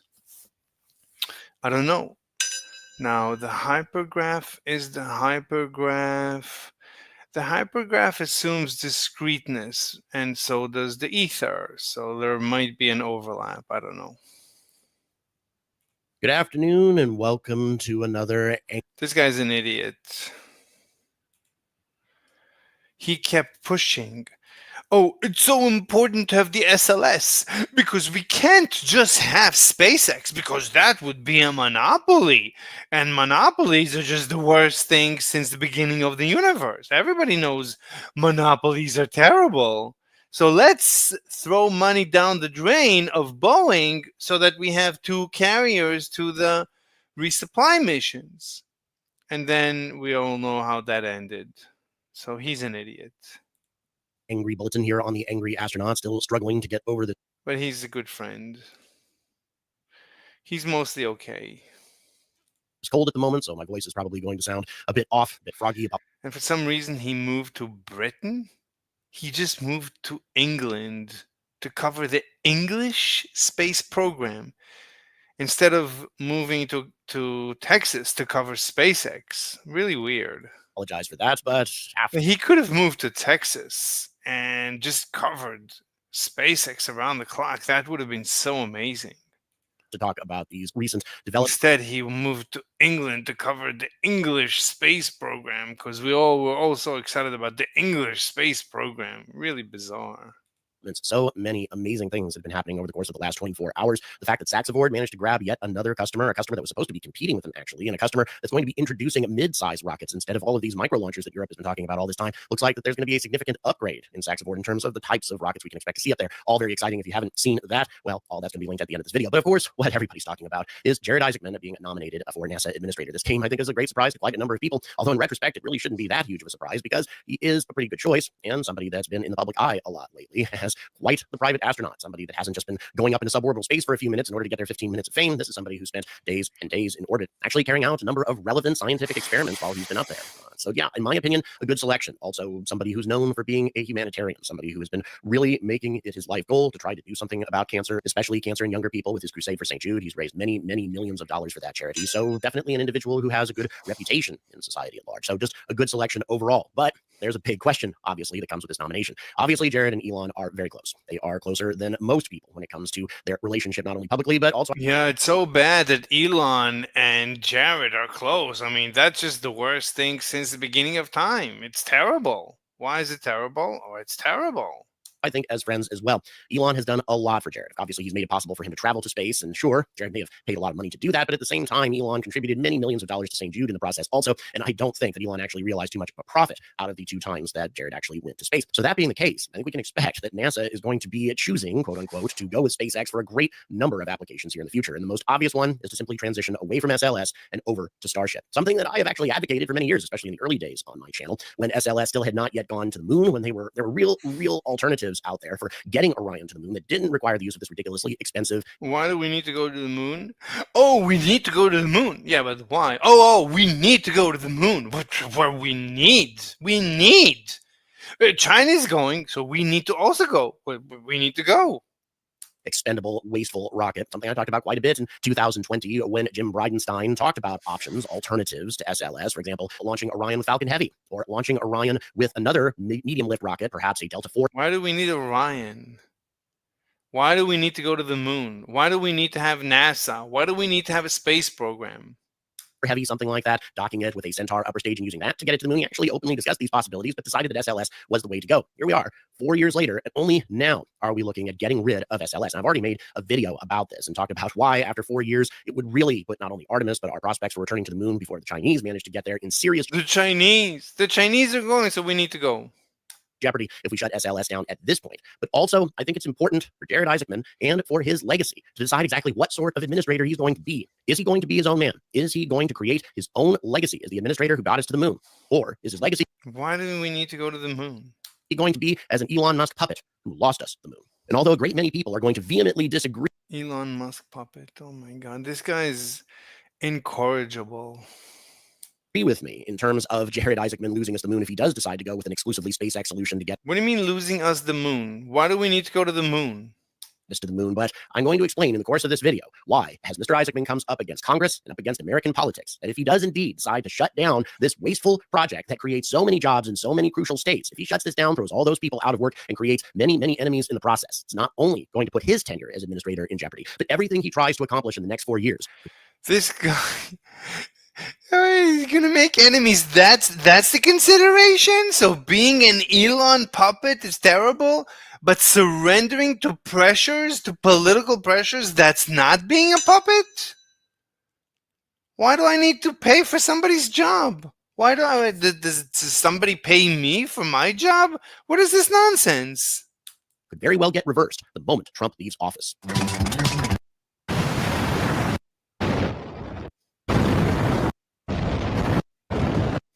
That this was the moment that my position on SLS started to shift a bit. I practically released negative pieces about SLS every month, sometimes even more frequently than that. The ridiculous expense, every negative report that came from the Assad's forces are collapsing. Foreign intervention seems to be on the horizon. The strategic city of Hama has fallen, while a civil war inside of the civil war's factions is starting to heat up. So a lot of things are happening in Syria, and we'll talk about this in this situation report about the Syrian civil war. Hello, welcome. This video is recorded at 7 a.m. Eastern, so when you see it, it's already going to be a couple. Cats are wonderful, but they poop all the time. You need to always clean up after cats. I mean, it's so much work. Jesus Christ.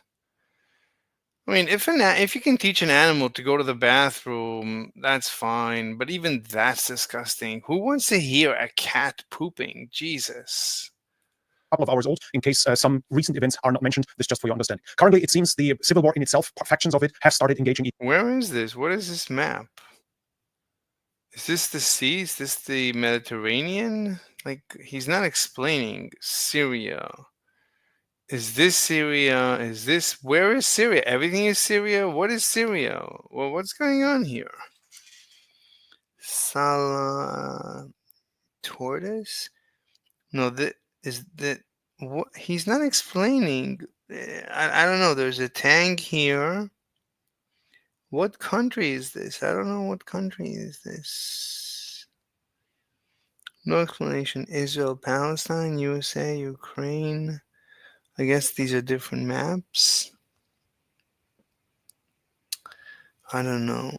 whatever. Wadi. I don't know anything. I never heard of any of these places. I don't know anything here.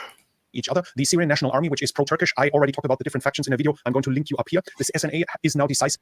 So this is like Turkey. Yumurtalik. Yeah, you can tell by the name.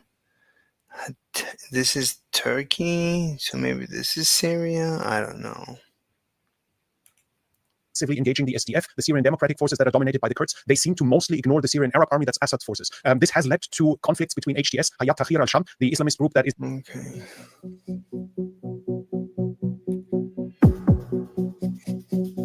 Oh, they're not going to talk. They're just going to text. Are there any big mysteries left in physics? The short answer is yes. And it is so according to actual physicists. There's an agreement that quantum mechanics, which is the physics theories of the small particles that make up atoms, and theories like gravity, which is the theory of how big objects move relative to each other, these theories aren't able to combine. And you might say, well, that doesn't make sense. We could clearly see everything in the universe being in one place. Objects that are gravitating towards each other are made up of little particles. So why can't they be combined? And well, if anyone figures the answer to that out, they'll probably figure out the answer to the universe. But that's with the math. The problem is with the math and the experiments aren't able to find out enough at this time. But most physicists agree that there should be a theory that covers everything, and it'll be called the theory of everything or the unified theory. But what if you're not a physicist? You just want to think about it.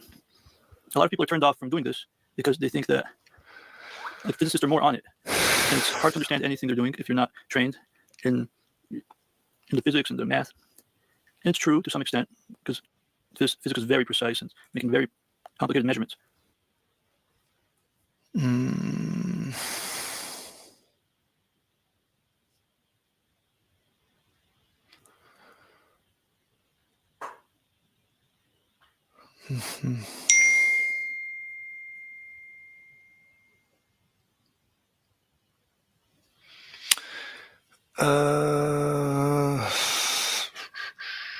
Anything interesting?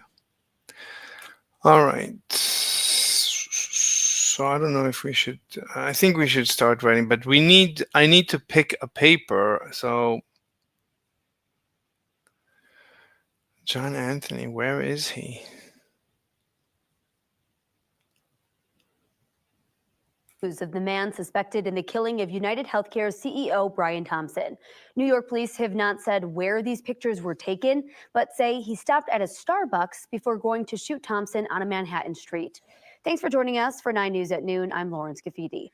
We also learned today from law enforcement that the masked gunman used ammunition with the words deny, defend, and depose on it. Those words could be a reference to strategies insurance companies use to try and avoid paying claims, but detectives are looking into them. Here's a look at that video of his face. In one shot, he appears to be smiling. A senior NYPD official said when the shooter went into the nearby Starbucks, he bought a water bottle and 2 protein bars, but later threw them out. Police now have them as evidence. Investigators are also looking into a cell phone that was found along the route they believe the gunman took after the shooting. New York City's mayor told MSNBC this morning that detectives were, quote, on the right path in their search for who killed Thompson. The county sheriff's office in Northern California says 2 kindergarten boys are in extremely critical condition today after a gunman shot them. The shooting happened at an elementary school yesterday afternoon. Local police say before he opened fire, the gunman met with the school's principal to talk about enrolling a student. Detectives are now trying to figure out if that was a legit inquiry or just an excuse to get on campus. They're looking into reports he may have targeted the school because of his affiliation with the Seventh-day Adventist Church. Investigators say the gunman... Amnesty International's research has found sufficient basis to conclude that Israel has committed and is continuing to commit genocide against Palestinians in the occupied Gaza Strip. The organization sent in a landmark new... Welcome to 15-Minute Discourse. Welcome to 15-Minute Discourse. We love diving deep into fascinating topics, and today we're tackling a real head scratcher. Yeah. The black holes really have singularities. We've got a research paper here that's really shaking things up. Oh, yeah. Challenging some pretty fundamental ideas in physics. Yeah, it's always exciting when a paper comes along that kind of makes us re-examine what we think we know. Right. And this one's really doing that. It's suggesting that maybe this whole idea of a singularity, Yeah. this infinitely dense point at the center of a black hole, Right. might not be the whole story. I've always pictured a black hole as this like giant cosmic vacuum cleaner, but this paper is making me rethink that whole image. Yeah, and that's what's so great about it. The paper really dives into this concept called the Penrose assumption, Okay. which is named after the physicist Roger Penrose. Oh, okay. And basically, this assumption says that once you have a trapped surface inside a black hole, a singularity is inevitable. So when we say trapped surface, we're talking about that point of no return. Exactly. Where not even light can escape. Yeah, it's where gravity is so strong Right. that even light rays, which normally travel outwards, right, are forced to bend inwards Wow. and converge. So the Penrose assumption is saying that trapped surface automatically means everything gets crushed Yeah. into this infinitely dense point. That's the assumption, but our author here is arguing Okay. that it might not be such a simple jump. So they're saying just because something's trapped doesn't automatically mean it's getting squeezed into Right. a point of infinite density. What's the logic there? Well, they point out that this Penrose assumption relies on something called a future apparent horizon, Okay. which is often shortened to fall. Fall. And it's basically like the ultimate boundary beyond which nothing can escape, not even light. So even if you were like inside a black hole and you're showing a flashlight outwards, Yeah. once you cross that fall boundary, that light just gets dragged back in. That's the idea. The author is saying that just because there's this fall Yeah. doesn't necessarily mean that everything ends up in a singularity. Okay. That's a big assumption that might be based on how we typically describe black holes. I see. And they're saying there might be other ways to look at it. So it's like we've been using a certain type of map to navigate black holes. Right. And the author's saying, hey, there might be a different map that shows us a different picture. Yeah, that's a great way to put it. And that's what they get into next. Okay. They start talking about these things called Eddington-Finkelstein coordinates. Eddington-Finkelstein coordinates. Yeah, and they argue that these coordinates give us a clearer picture of what's happening Yeah. at the event horizon. Now, the paper gets into some pretty heavy mathematical concepts here. Right. Talking about things like killing vectors and affine parameters. Yeah. And I'll admit I felt a little lost there. Can you help us navigate that jargon a bit? Of course. So think of a killing vector as like a symmetry rule for space-time. Okay. If you shift everything in time by a certain amount, the black hole's gravitational field stays the same. Right. That shift in time is described by a killing vector. So it's like a pattern or a rule that describes how things behave in that warped spacetime around a black hole. You got it. Okay. And then affine parameters are like mile markers Okay. along the paths that objects or even light rays follow in that warped spacetime. I see. So they help us measure distances Okay. along these curved paths. So the author is using these sort of rules of spacetime Yeah. to track how light behaves near a black hole. Exactly. Trying to see if it really points to this infinitely dense point. Right. Or maybe something else entirely. That's it. It's fascinating how they're using these mathematical tools Yeah. to challenge a concept that feels so absolute, like a singularity. There's no mathematical sign of a singularity Okay. at the event horizon itself. Huh. They're suggesting that the singularity that we've all learned about Yeah. might actually be an artifact of the way we've been describing black holes. So it's almost like the singularity we thought was there. Right. Could be like a mirage, Yeah. a trick of the light caused by the way we've been looking at it. That's a great way to put it. Why would you say there is a singularity? Singularity means you don't know what's going on there. So why would you say you don't know what's going on there? I don't understand it. I've written papers about this. Or a paper. My drive, ready papers.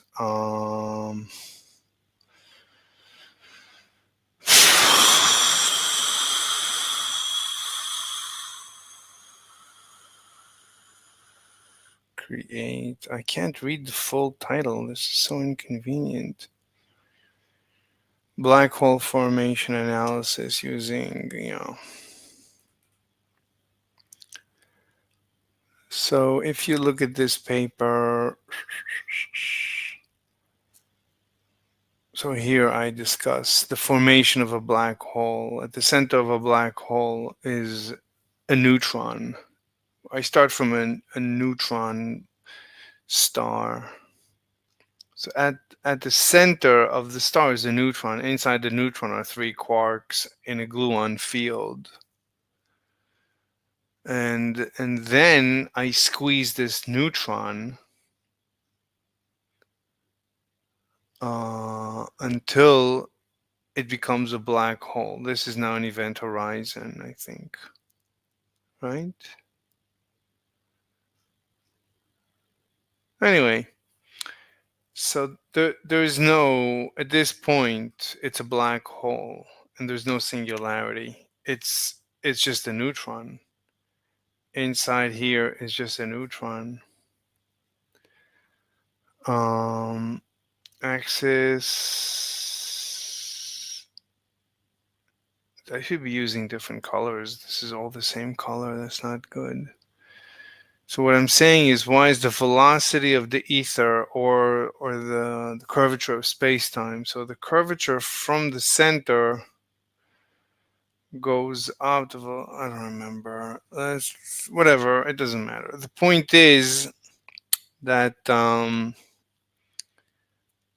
once the centermost neutron has become a black hole, what happens, I guess, to the neutrons that are sitting on top of it? Anyway, but whatever happens at the center of a black hole, this is now a black hole. Inside it are still 3 quarks.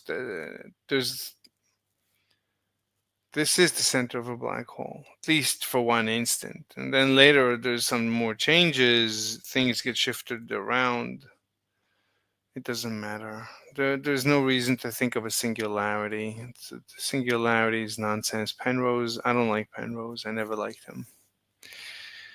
Okay, so we need to pick a single presenter. I think I'll go with Brian Greene. But you know, there's even there was one more. What's his name? Sean Carroll also presents entanglement. I never looked into that.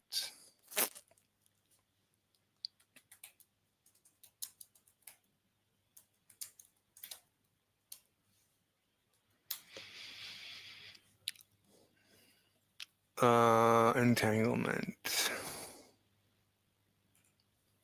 Hello, everyone. Welcome to The Biggest Ideas in the Universe. I'm your host, Sean Carroll.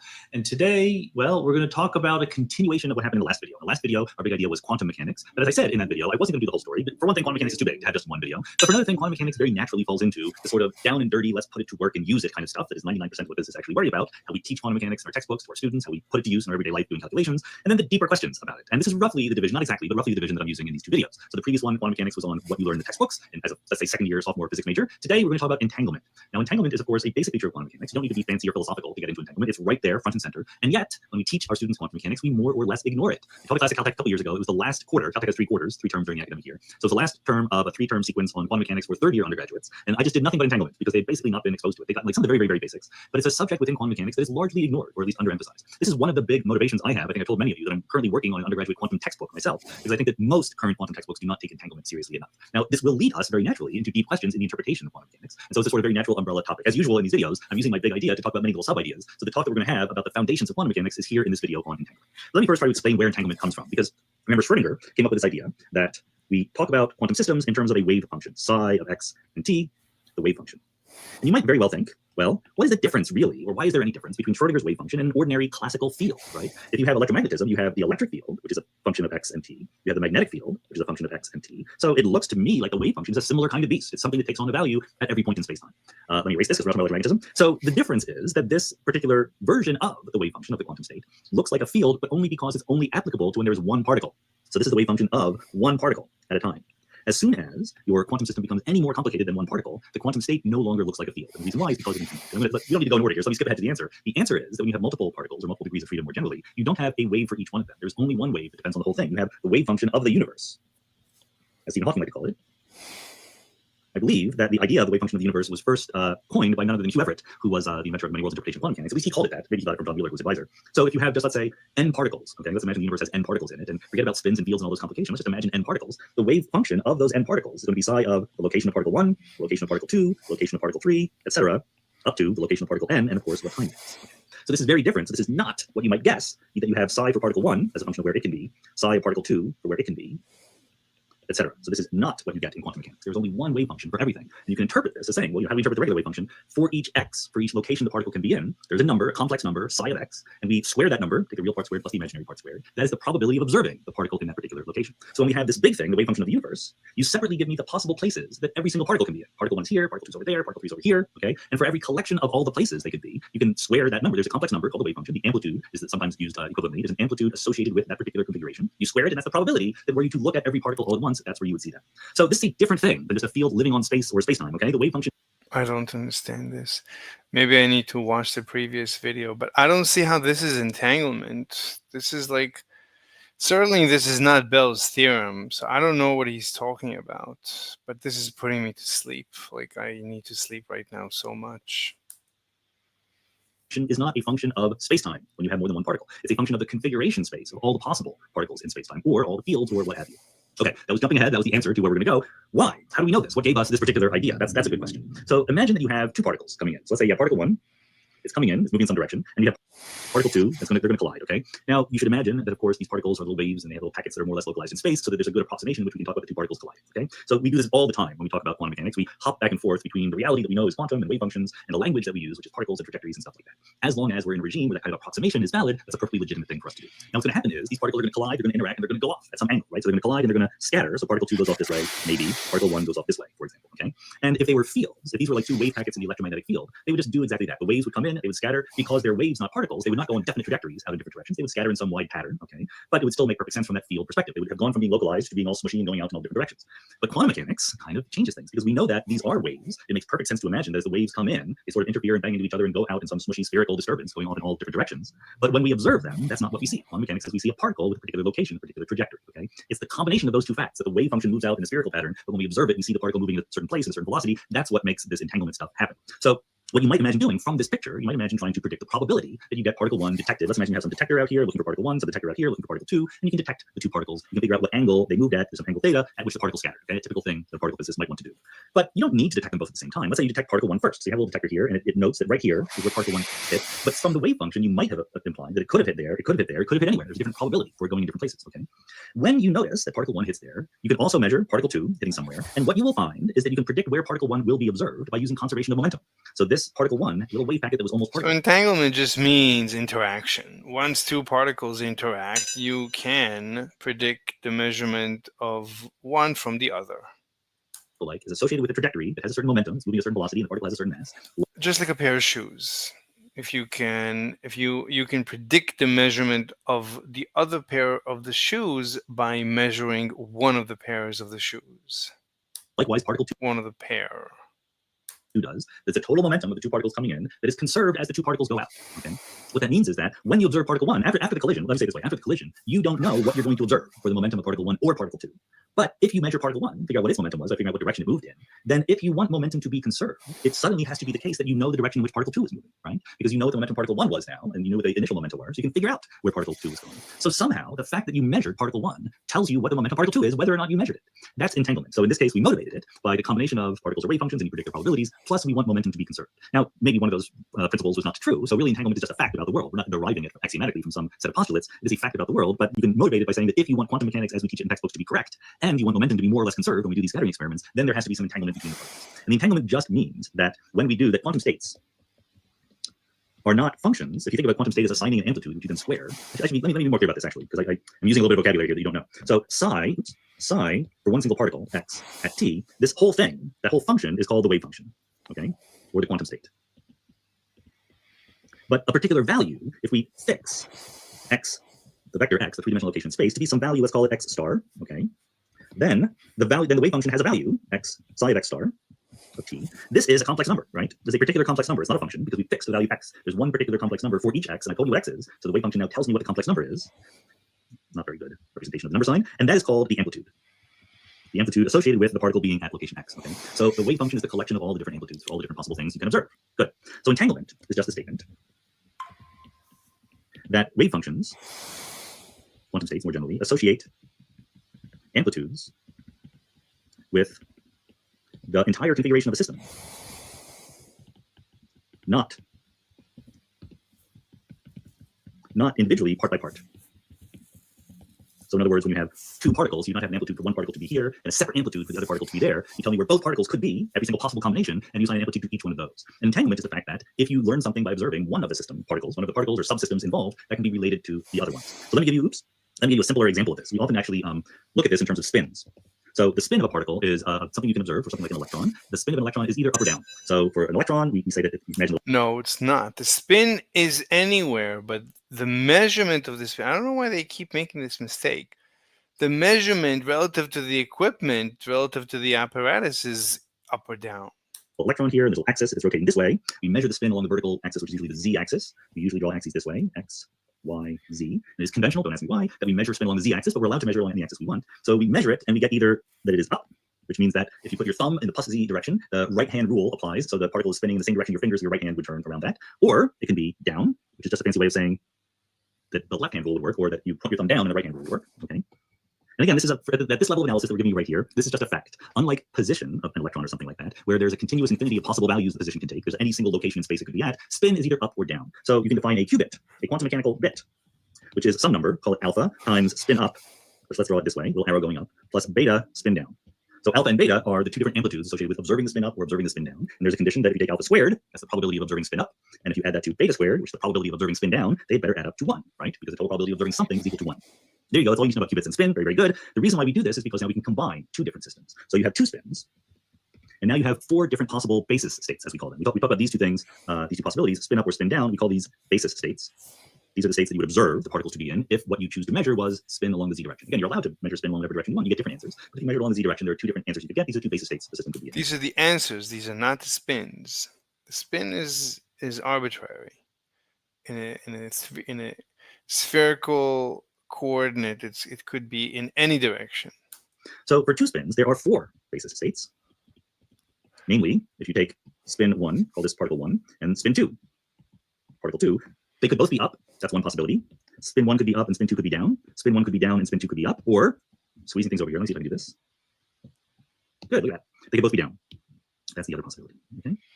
So there are 4 different possibilities for this combination of 2 spins at once. They're not independent from each other. So the wave function, psi, for these 2 spins, maybe psi is alpha times spin up. And well, let me take a good one here. Now, let me just make my life very, very simple, okay? Maybe the wave function is both spins are up.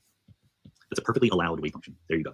But maybe the wave function is, I'm going to put a 1 over square root of 2 here, because I told you that the squares of all the amplitudes should add up to 1, and I'm going to have 2 different amplitudes. So maybe I could have a combination that they're both up, plus they're both down. That's another allowed state that we can be in. So notice that there are 2 different components, as we say, contributing to this wave function. Both of them have a coefficient 1 over square root of 2. So you square them, it's 1/2 each. 1/2 plus 1/2 equals 1. Probability is conserved. Good. So in this wave function, in this quantum state, let's call this, instead of 1 or 2, let's do something more conventional. We often call these spins A and B. And then to be slightly clever and witty, we associate A with Alice, who has the first spin, and B with Bob, who has the second spin. Okay. So there's Alice's spin and Bob's spin. And in this first state, let's call this psi 1, psi 2. 2 different examples of what the wave function could be. In psi 1, when Alice measures her spin in the z direction, she's going to find that it's spin up. When Bob measures his, he's going to find that it's spin down. It's spin up also. There's no ambiguity about that.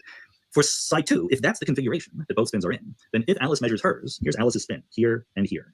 This is both. This notation means that the first arrow in the parentheses is Alice's spin. And this is a superposition of 2 different possibilities. In one of those possibilities, Alice's spin is up, and the other it's down. In both cases, the amplitude is 1 over square root of 2, which is the square root of 1/2. So Alice doesn't know what she's going to see. She might measure the spin to be up, she might measure the spin to be down. Bob, likewise, Bob's going to measure this one, and it could be up or it could be down. But if Alice measures her spin, and she gets that it is spin up, then suddenly we erase that possibility from existence. If Alice measures spin up, the wave function collapses, and now we're only left with this piece. And in that piece, Bob's spin is also up. So if Alice measures her spin to be up, we know instantly that Bob's spin will also be up. Okay, I'm going to erase these because they're a little sloppy, but that's the thing that you should have in mind. An observation collapses the wave function. In an entangled wave function, collapsing a wave function of one part of it can have an effect on other parts. Okay, what is the effect? It can change the probability that the observer who measures that other thing is going to get different possible measurement outcomes. In this case, if you measure spin up, it's the probability of the measurement. No, it's not the probability of the spin. The spin, what he calls spin, he's conflating the measurement with the actual state. He's not distinguishing between the state and the measurement. I don't know why they keep doing this. I don't know. Up. For Alice, you're going to get spin up for Bob, and vice versa. If Alice measures spin down, Bob will get spin down. Or if Bob measures it first, Alice will also get the same one. It's always going to be the case that Alice and Bob get the same answer. So psi 1 is not entangled. This one is entangled. Sometimes people look at me funny because they're used to seeing, there's another wave function I could write, psi 3, 1 over square root of 2, where Alice and Bob's spin are anti-correlated. So if Alice is up, then Bob is down, and if Alice is down, Bob is up. This is also entangled. It's just entangled in a different way, so the spins are always opposite to each other. There's a physics reason why psi 3 here appears more often. It turns out to be a lower energy state in different physical systems. A proton who has an electron that is anti-correlated with it is in a lower energy state than if they're in the same direction. But these are both examples. Both psi 2 here and psi 3 are examples of quantum states that 2 spins could be in where there's entanglement. Because all entanglement means is when you measure one subsystem, you instantly know something about the other subsystem. Now, this idea of entanglement was raised, it took a while, but not very long. Quantum mechanics sort of came to its mature form around 1927 at the 5th Solvay conference when Einstein and Bohr were arguing, and Schrödinger and Pauli and Heisenberg and the whole gang was there talking to each other. But it wasn't until Einstein and Schrödinger had a bunch of correspondence. They sent letters back and forth, and they were kvetching. They were complaining about the Copenhagen interpretation of quantum mechanics, which they didn't like. Einstein very famously thought that quantum mechanics was not. What did he say? What they were doing? They sent letters back and forth, and they were kvetching. They were complaining about. Fetching? What?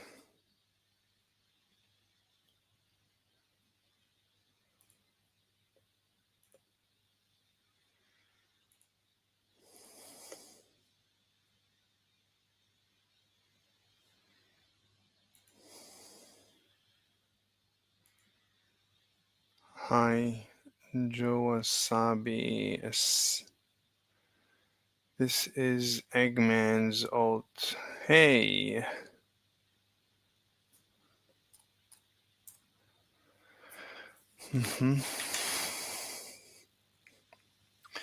Eggman is a great mathematician.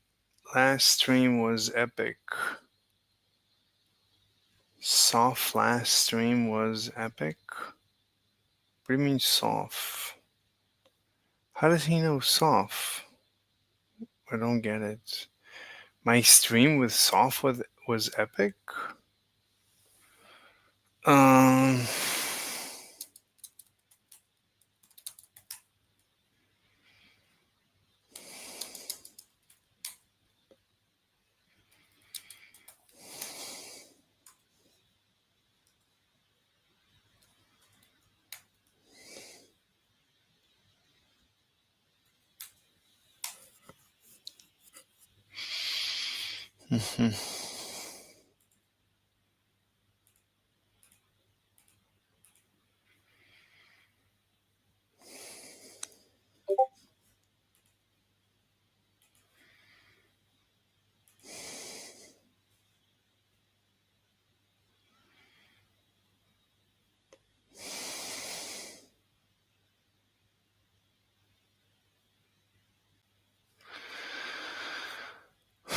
His name is Sean Carroll.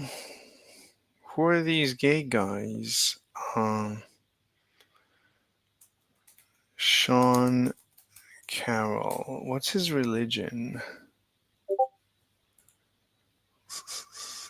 Just don't derail me, please, Soph. What? What's going on? I'm not following.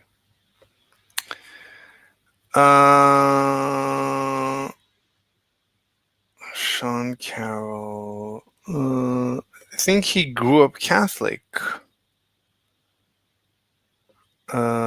Education. Gravity. Poetic naturalism. Spouse Jennifer Quillette. I didn't know her last name is Quillette. Awards.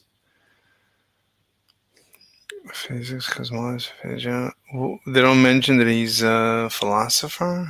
Institutions, California, Santa Fe, John Hopkins, thesis. Cosmological consequences, doctoral website. He has a website. I think he grew up Catholic or something.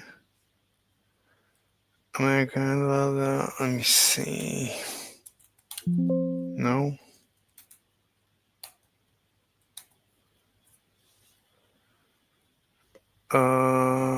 Religion. Philosophy of religion. Refuted religion. Science and religion can't be reconciled. Okay.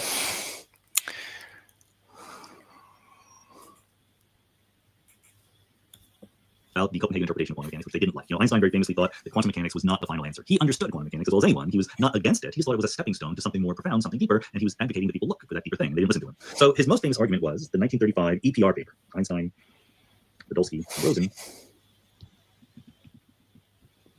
Einstein and Rosen were good friends who collaborated a lot. Einstein, Podolsky, and Rosen. Podolsky.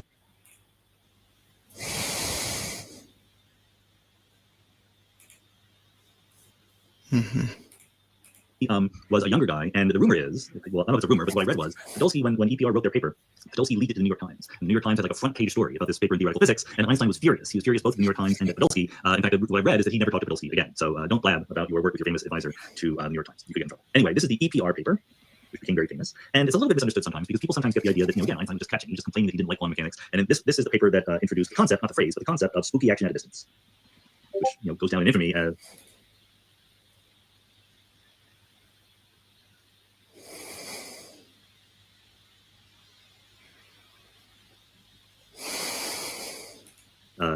at a distance, as a complaint about quantum mechanics. And you can see what it is. I don't need to do it in detail. If you have psi, if you have the wave function of this form, 1 over square root of 2, let's use a conventional thing that people like just so everyone's happy. Up, down, plus down, up.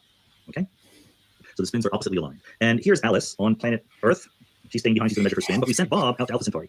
And there's a planet orbiting Alpha Centauri, and Bob's going to measure his spin there. So we create 2 entangled spins. That's not hard to do. You can do that in the lab very easily. You hand 1 to Alice, you hand 1 to Bob. You say, don't observe them yet. You send Bob out on a spaceship. It takes him several years to get to Alpha Centauri. And then you say, now you're allowed to look at them. And the point is that if it's in this form right here, then when Alice measures hers, she doesn't know what answer she's going to get. It could be spin up or spin down. But once she does that measurement, then the wave function collapses everywhere, according to the conventional Copenhagen rules of quantum mechanics. So we instantly know that whatever answer Alice got, Bob is going to get the opposite answer.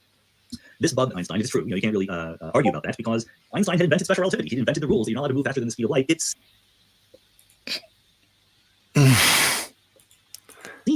like information is moving faster than the speed of light. Alice did something, and that instantly changed the state of Bob's spin. If Alice measures spin up, we know that Bob's spin is now going to be spin down, 100% chance. Okay, how does it know?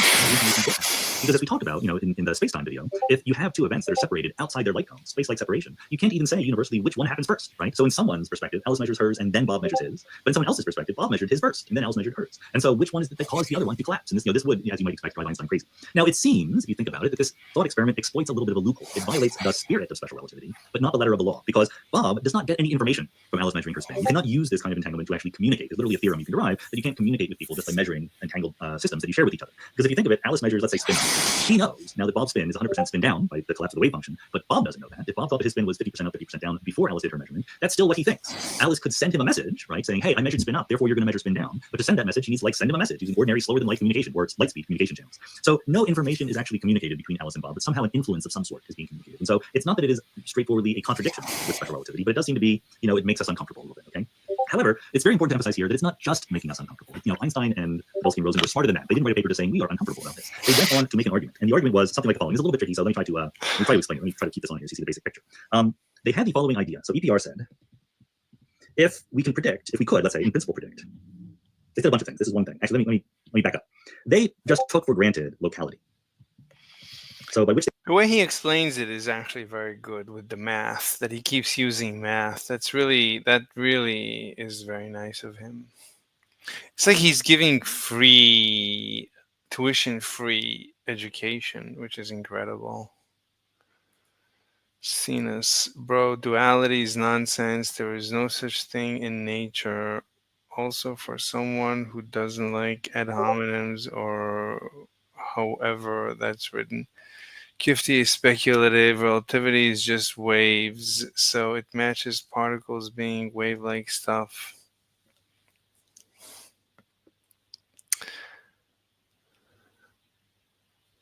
I agree with you, but he does not. He is a standard run-of-the-mill conspiracy theorist. He does not take a position on anything. He never does.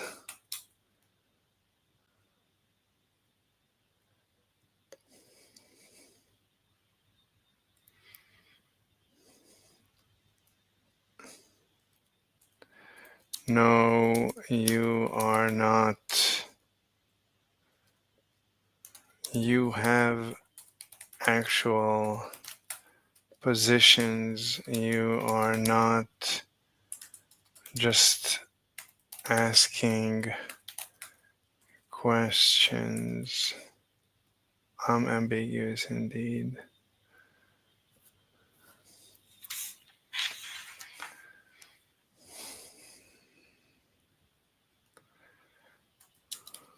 I tried following him, but it is a waste of time.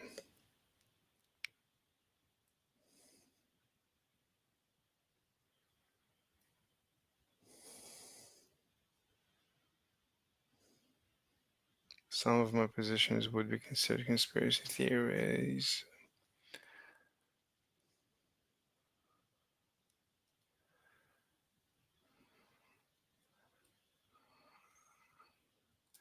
He is Machian thing. I can't make sense of it.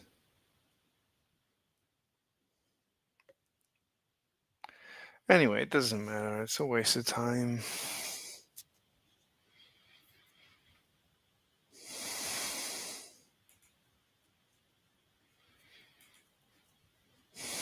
they mean there is no spooky action at a distance, right? They just assume that there is not actually information that goes from Alice to Bob, even if it's inaccessible to Bob. They just refuse to believe that information is zipping along faster than the speed of light. No spooky action at distance, okay? No instantaneous flow of information.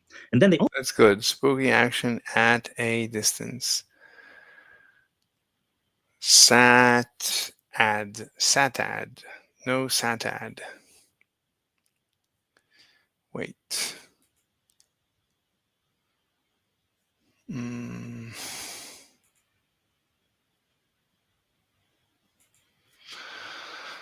Some of just seems circular, like of course you can derive gravity from the mass of the universe and vice versa, but that's because one is kind of... I stopped watching his videos a long time ago. He does not have a theory about the universe, and he believes in global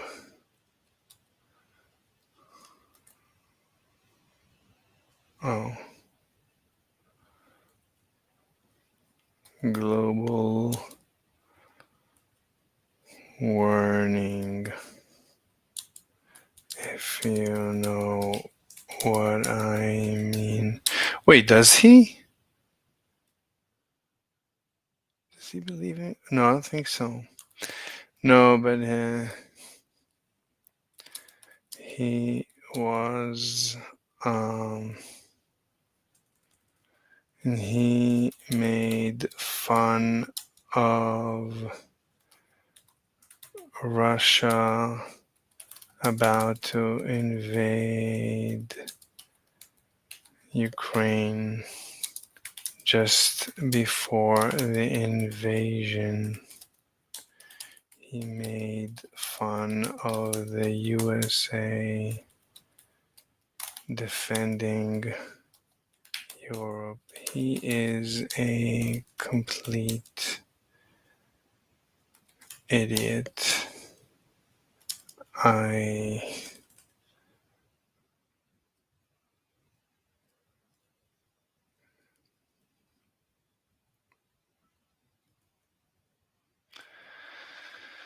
Anyway,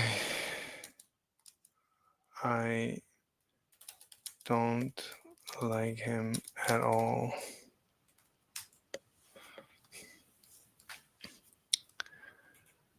All right. Also said they made up this criterion about elements of reality. We don't need to go into the technical jargon they used. What they said was, if we could, in principle, predict with 100% accuracy what the outcome of an experiment is going to be,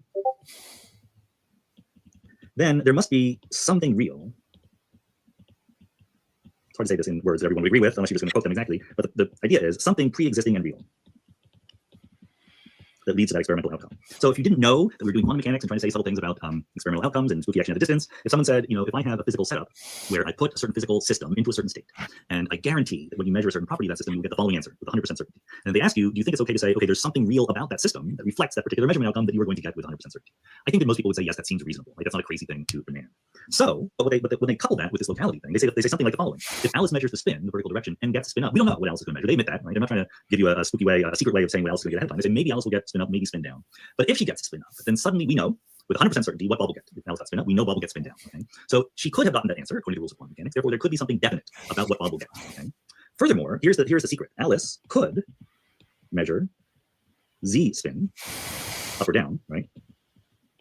Or she could measure x spin. In other words, she could choose to measure the spin along a perpendicular axis. You might call these spin right or spin left, two different outcomes that she could have gotten. And it turns out, and this is just a statement that you're going to trust me, you're going to take on faith, if the wave function psi is 1 over the square root of 2, spin up, spin down, plus spin down, spin up, then that equals, by math, by changing variables, 1 over the square root of 2, spin right, spin left, plus spin left, spin right. In other words, that's a fancy math way of saying, no matter what axis Alice uses to measure the spin of her particle, whatever answer she gets, Bob is going to get the other one. Bob's spin is anti-correlated with Alice, no matter which axis she picks. This is just a fact about quantum mechanics that we're not going to bother deriving.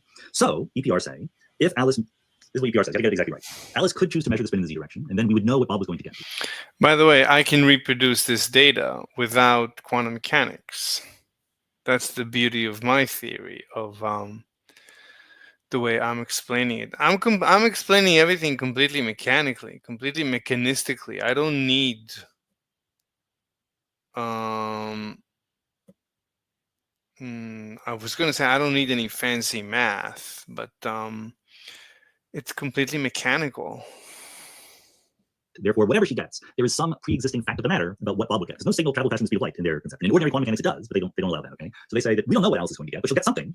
In ordinary quantum mechanics, there is spooky action at a distance because the wave collapse. I guess this is what it entails. That when she does the measurement, instantaneously, Bob's measurement is determined.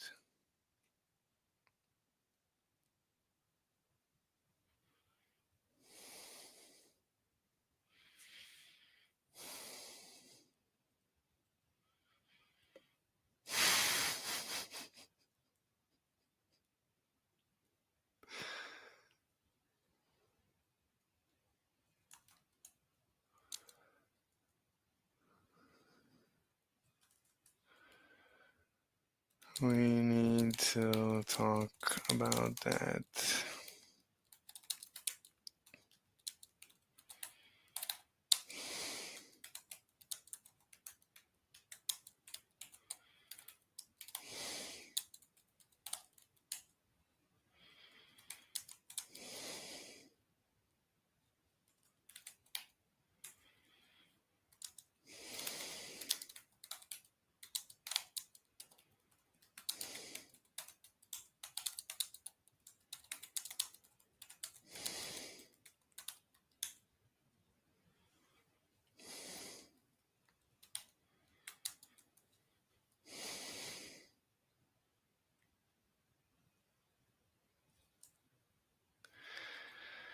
In this case, measurement independence.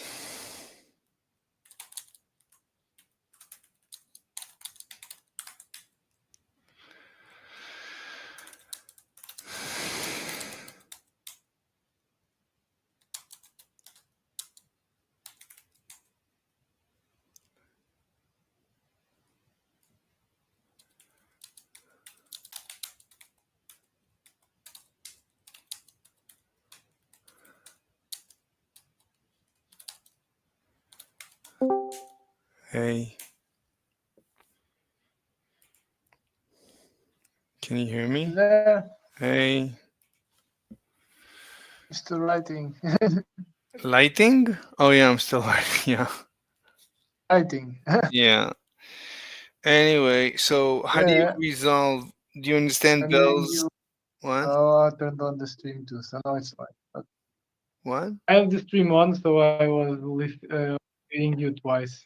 Oh, okay. So okay, so I mean, is the fallacy you mean like how he misrepresented Einstein's position? No. He Or presented is it Einstein's. something else? He presented Einstein's position correctly, but Because I don't think that I'm getting. 1, 2, 3, Really? 4, 5. You think so? Can you hear me? You think he represented it correctly? Yeah, I think Einstein. Yeah, it sounds like. Listening?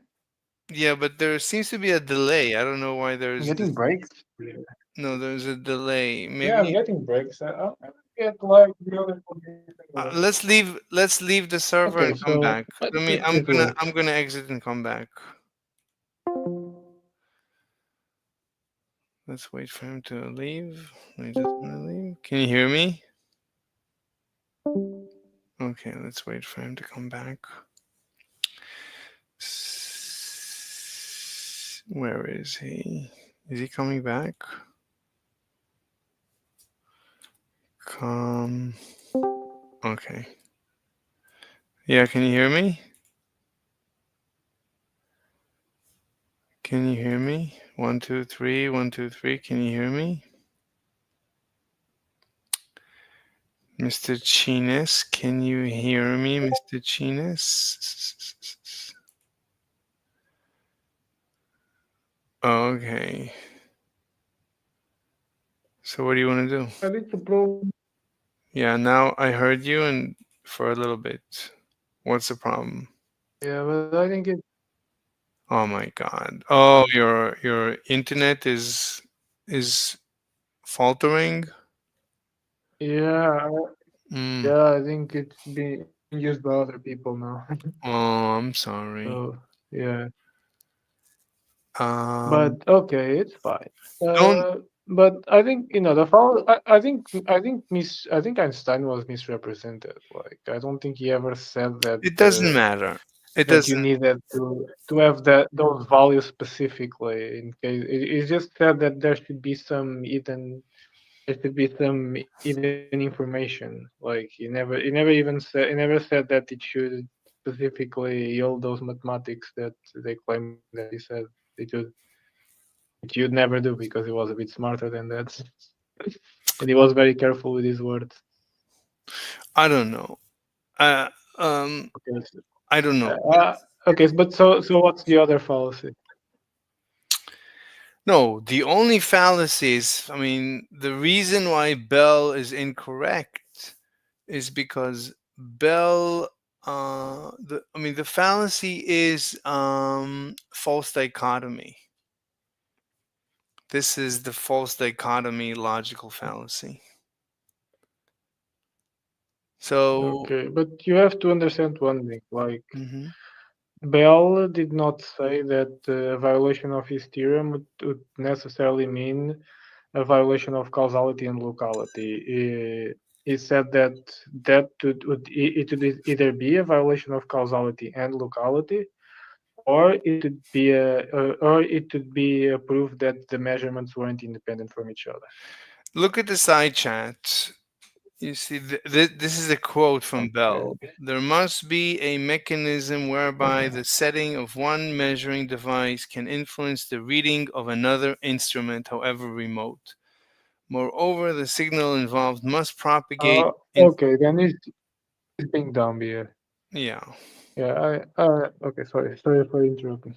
But yeah, it's being dumb here. No, his theorem doesn't say that there must be a mechanism whereby one measuring device influences the other. It just means that the two measurements are dependent from each other in some. Like you cannot infer that from this. No, this is dumb actually.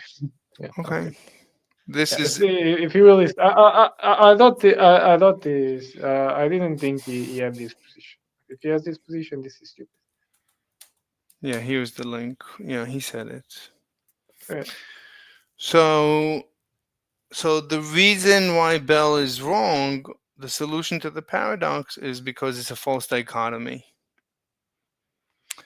So yeah, and there never are any paradoxes. Like nature has no contradictions or paradoxes. Fine, that's a good assumption, but every time you're presented with A good assumption, that's a necessity.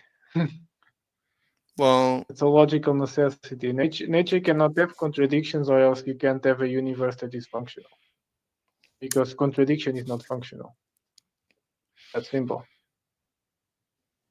I don't know, but paradoxes are just contradictions. So yeah, it's the same. Yeah, so it's fine. It's actually interesting because if you find contradictions in nature, you prove the existence of God, 100%, because it can't be a natural process.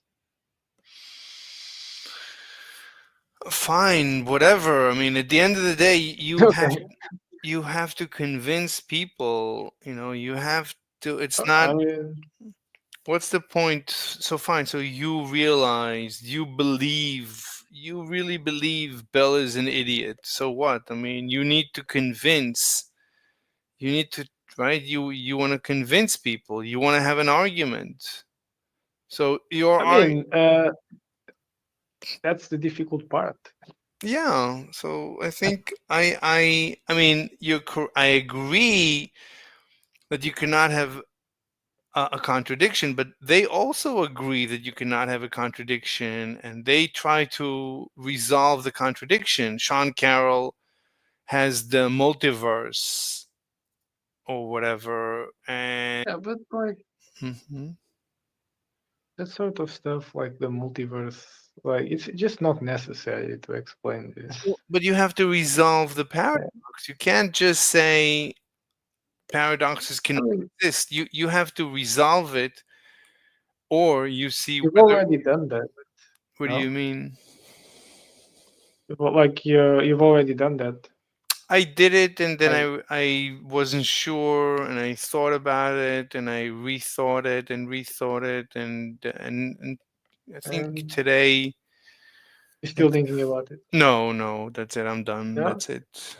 I'm done. It's a false dichotomy. There's no paradox. Yeah. But you have to. That's a good title, but you have to go through the logical steps and show how it's a false dichotomy, and you have to explain it. The fact that it's a false dichotomy, it's not enough to show that it's a false dichotomy. You have to. I mean, you just saying it's a false dichotomy is very nice, but you have to go through the steps, and the steps took me a long time. It took me. Yeah, I agree with you. So that's the clean way of doing things. Yeah, the lengthy way of doing things. Yeah, you have to follow the logic. You have to follow their logic and find out where they made the mistake. You can't just say somewhere along your proof you made a mistake. That's not good enough. You have to say, here is where you made the mistake. This step, that's the mistake. You have to pinpoint the mistake. What's up? Spaghetti, what's up? Spaghetti usually doesn't talk, so I don't know what to say. Spaghetti, yeah, but Spaghetti. You mute that if you want to talk. If you try to talk.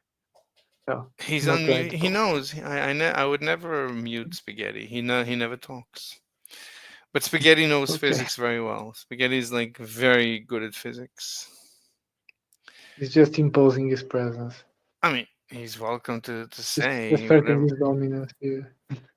I mean, anyway, so the mistake that Bell made, and everyone seems to not catch his mistake. They all fall into the same fallacy. So it's the false dichotomy, namely that there's two people arguing. There's Bohr and Einstein arguing. And you might think that that's it. There's just two opinions. And if you disprove one of them, therefore the other one is automatically correct.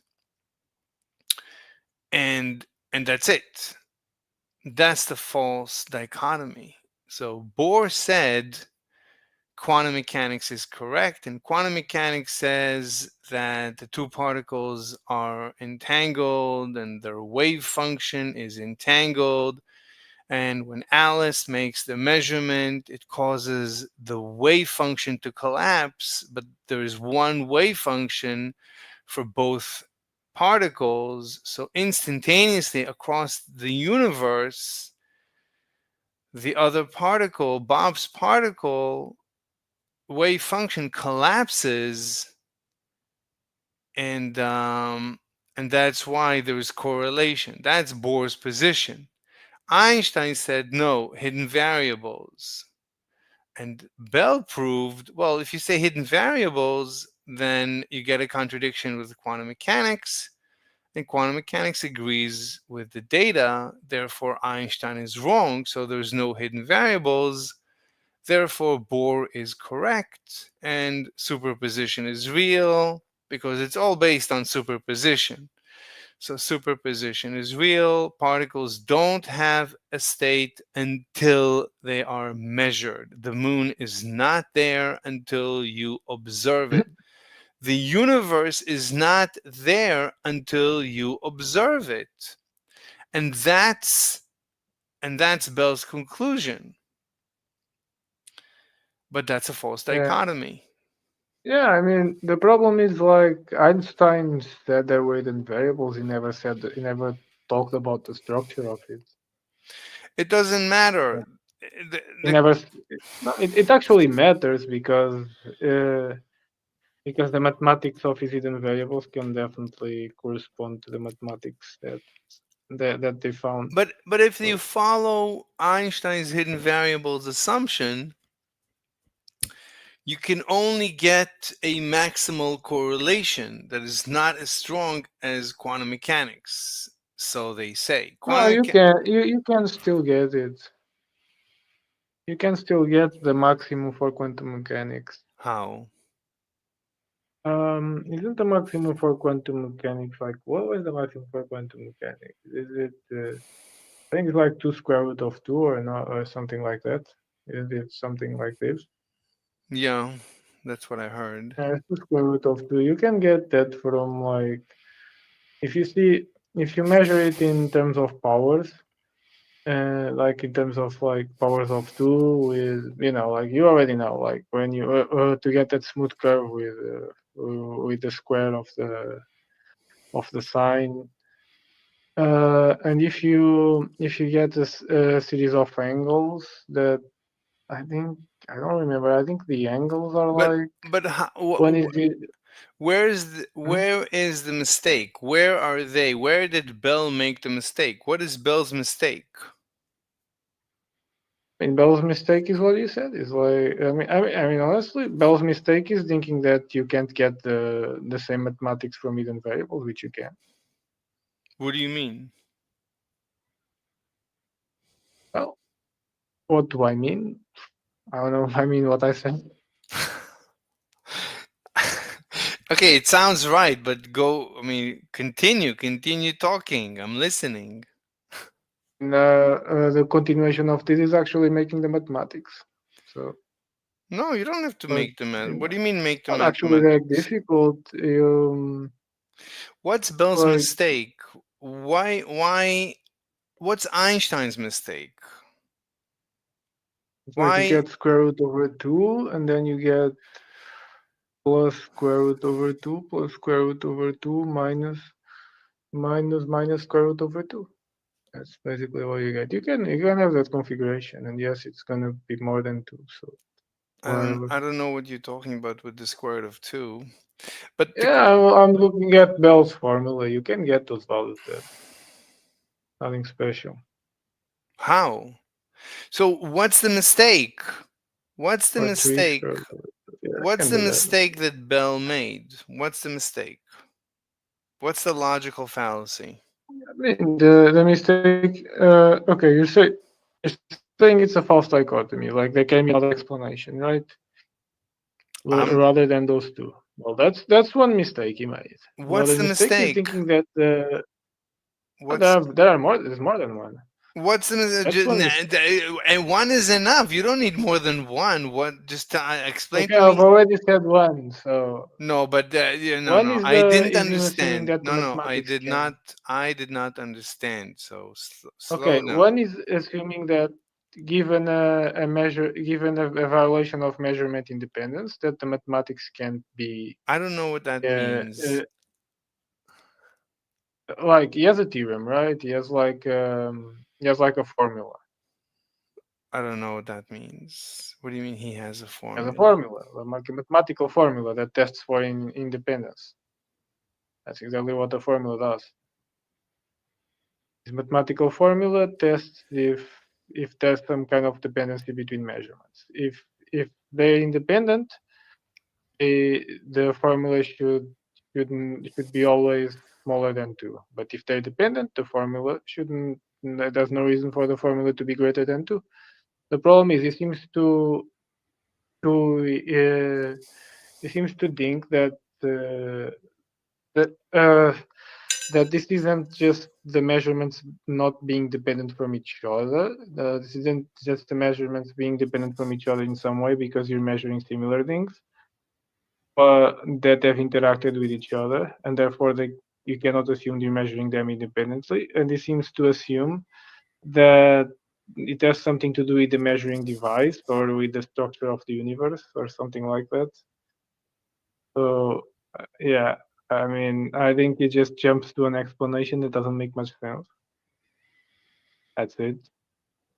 You could have a lot more simple explanations for what's going on. I don't understand. Because really what this formula proves is that, okay, let's go step by step. First step, what this formula proves is simply that the measurements are not independent from each other, right? You understand that part? No. Okay, so when they get a certain, you know what Bell's formula is, right? No. No, you don't know. You I have mean, been I've seen studying it. this. I've seen it many times. I don't understand it. Okay, it's just a test of independence. Like, if the measurements are independent, it should give you the highest value it should give you is 2. Because okay, you have to think about it like, okay, so let's say you get, let's say in the first, let's say in the first measurement you get like, You mean I don't know, you Alice? get like half of the particles. Yeah. Imagine she measures half of the particles to be on a certain state. And then the entangled particle goes to the other entangled particle, it measures half as well. So you get half plus half. Half? And then What do you mean half? Half yeah. of what? Oh no. Okay, let's go. Let's do it this differently. Like she measures all the particles to be in a certain state, right? Alice? Yes. And then Bob has Alice to is measure one. them to be. Alice has one particle, right? Alice is one particle, and Bob gets the other entangled particle, right? Okay, yeah, Is it how it works? yeah, Okay, so Alice measures 1, right? of course. She And Bob measures. measures 0. Yeah. Okay. So let's say everything that Alice measures, every time when Alice measures 1, Bob measures 0. So, Okay. so the first term is 1, the first term for Alice is 1, and the first term for Bob is 0. Now, let's say that Alice measures 1 in the next one, and Bob also measures 0 in the next one. That the sum is 2. Like this is the maximum value, right? Okay. Mm-hmm. The question is if the question is you can have a situation where the measurement from, well, let's say you have a certain angle. You can have a situation where, for example, the measurement for Alice is like, let's say, is 1, but for Bob, like, let's say that she measures, now one wouldn't work, but let's say Alice measures, but I mean, I need to rethink about this because this is a little bit complicated. Anyway, I mean, it's good. I mean, but you have to get like the angles. You have to get like the angles right to get like that maximum value, but you can get the angles right because let's say if there is like a higher probability of there being a measurement. a what probability? A Nair? No, there's a higher probability of a measurement Higher? happening at all. There's an Higher. Higher. Okay. Higher Okay. probability of a measurement happening at all in one case. Like let's say you get an angle that is like 85 degrees or something, and that it's much more probable that you measure those 85 degrees. Usually, so Bell talked about the 120 degrees. There's 0, 120, and 120 plus 120 is 240 and 360. So 0, 120, 240. Okay, you can do it like that. Yes, there's one way. Okay, yeah. So the question is if that 120 makes, which is 90 plus 30, if that makes it so that if like measuring up is much more probable than if like getting both measurements, one on one side and one on the other, is much more probable if the thing is up. Like for example, if you measure 0, okay, there should be a certain probability of when you say you put like a 45 degrees, there should be a certain probability of having those two measurements valid on both sides. What do you mean? And then with 0, 100 degrees. What do you mean both sides? Yeah. Alice and Bob? Yes, because like imagine like in general you know like you imagine you measure vertical, right? Yeah, 0 If you send up, degrees. yes, if you send I mean, 0 is horizontal, but imagine you measure vertical. No, Right. I'm assuming 0 is vertical, but Okay, 0 is vertical, fine. So imagine you measure 0 degrees. Then measuring 90 degrees should be like if you send something at 90 degrees, should be extremely improbable to measure it, right? I mean, what we know is that if Alice measures I at have to review 0, this. what? I have to review this. Anyway, I'll Okay. give you the. Let me. Do you want me to give you my answer? Yeah, you can give me your answer, but I need to review this to give you a proper answer. Okay. I mean, I The like to. general idea is that there are different probabilities of measuring things. Okay. According to quantum mechanics, it's the probability is the cosine squared of half the angle between. Yeah. That I know. But between what? Between something and something. So. Yeah, if it's in a polarizer. Yeah. Oh, nice. My Bitcoin short is going well. What? I shorted Bitcoin today because it went over 100,000. Nice.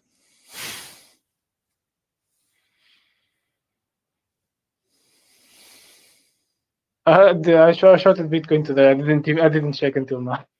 Wow. How It's lower. like you made a lot of money or just a little bit? Yeah, not a lot of money. What? I'm just learning how to trade. Well, I Trying can't to see hear you. patterns and stuff. What? I'm just learning how to trade and trying to see patterns and see if I'm successful on something. Oh my god. Yeah. That's But I'm making a 25% profit. That's not bad. look, it's very good, but it's basically gambling, so just be aware of You that. can see the patterns. You can see the patterns. Listen. Okay, you see the pattern. I'll make an AI that does that. Oh my god. Oh, you're gonna be like everybody else. Everybody else who makes an AI to see the patterns. That's good. That's good. You're gonna be exactly the same as everybody else. It's fine. Don't worry. Look, I'm I don't know, but- making good money, but I'm not making 25% per day. That's for sure.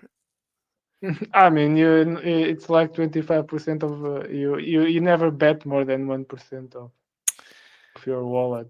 Like that's usually the rule.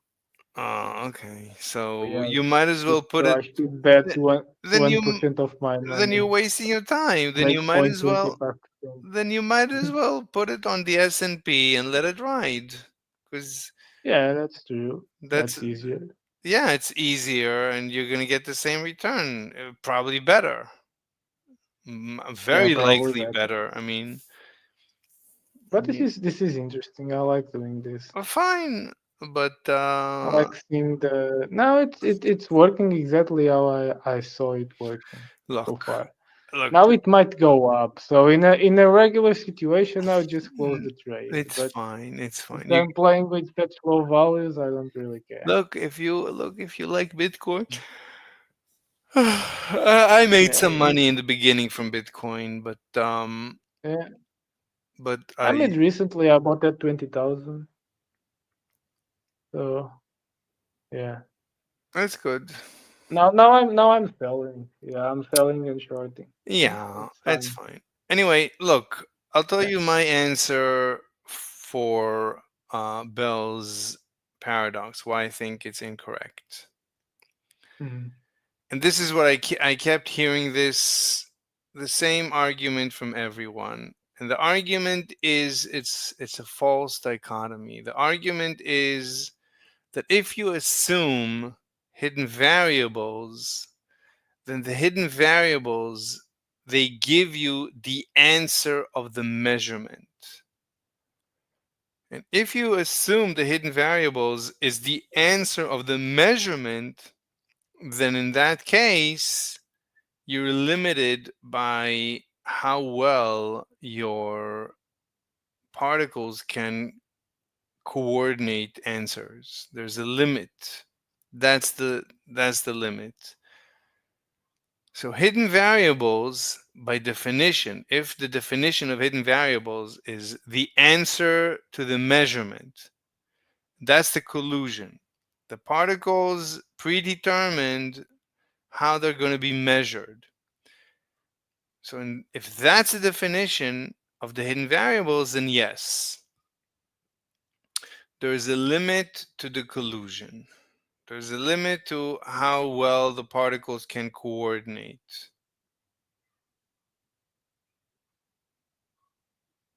Do you understand?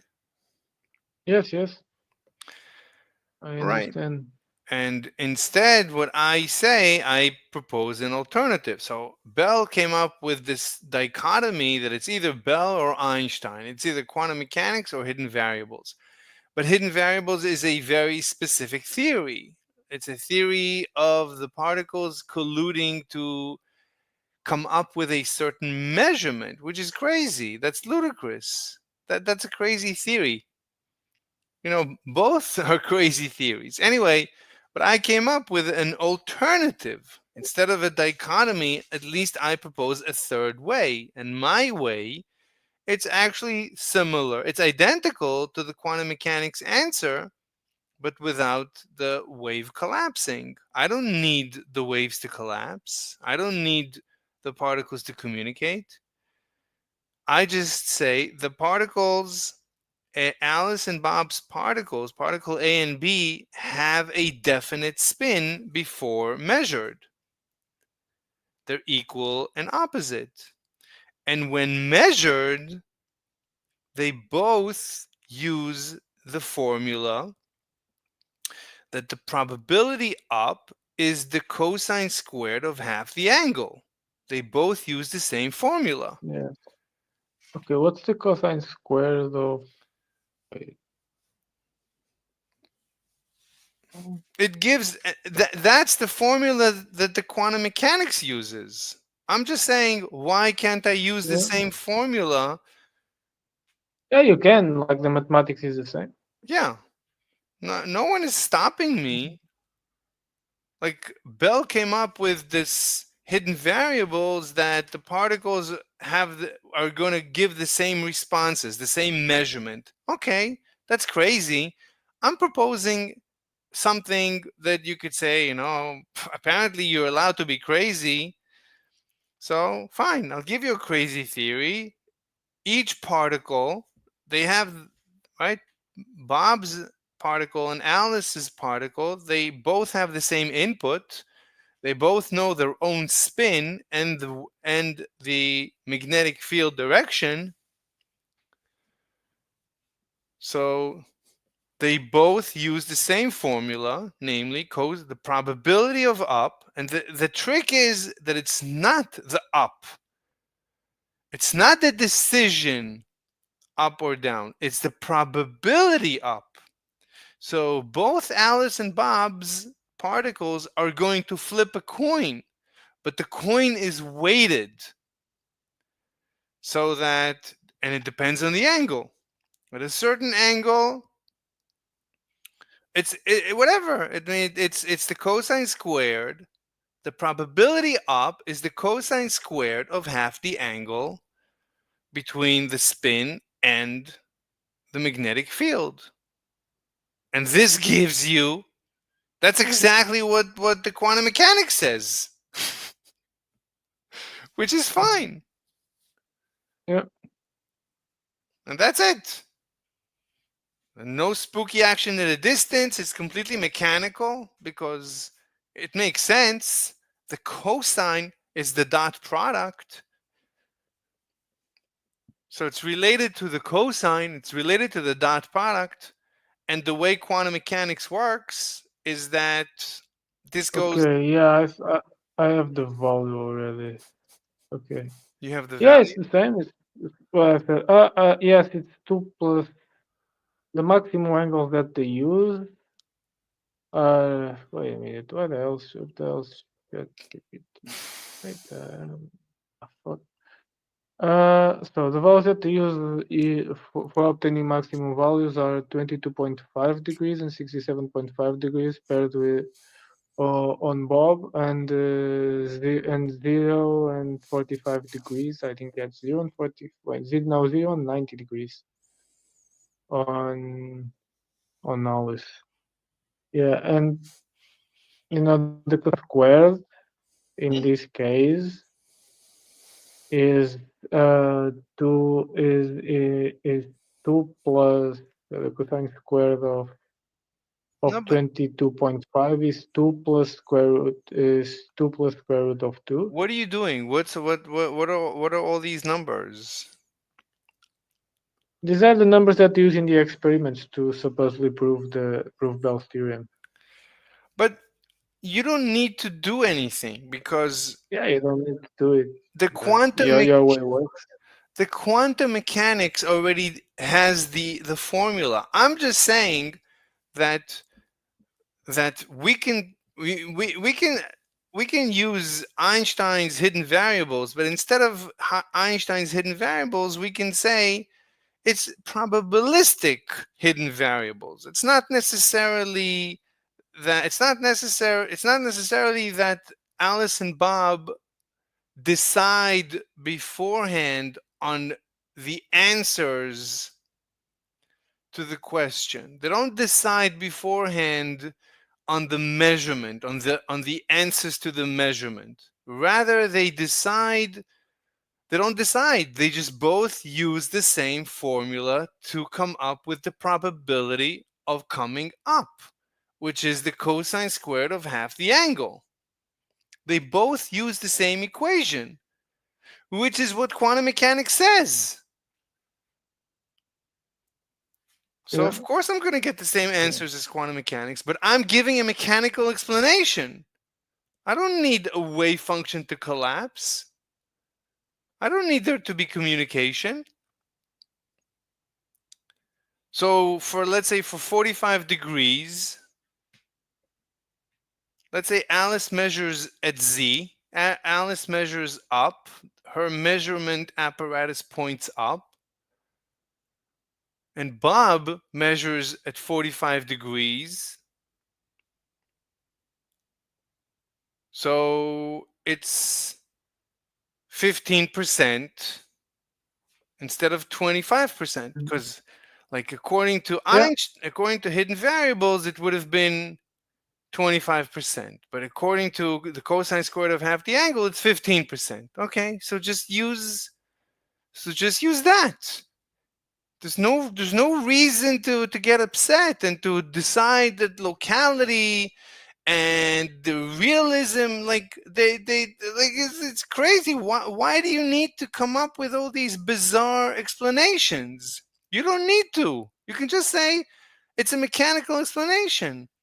It's literally mu dot b. I'm going all the way back to mu dot b. I'm just saying mu dot b gives you the probability of up.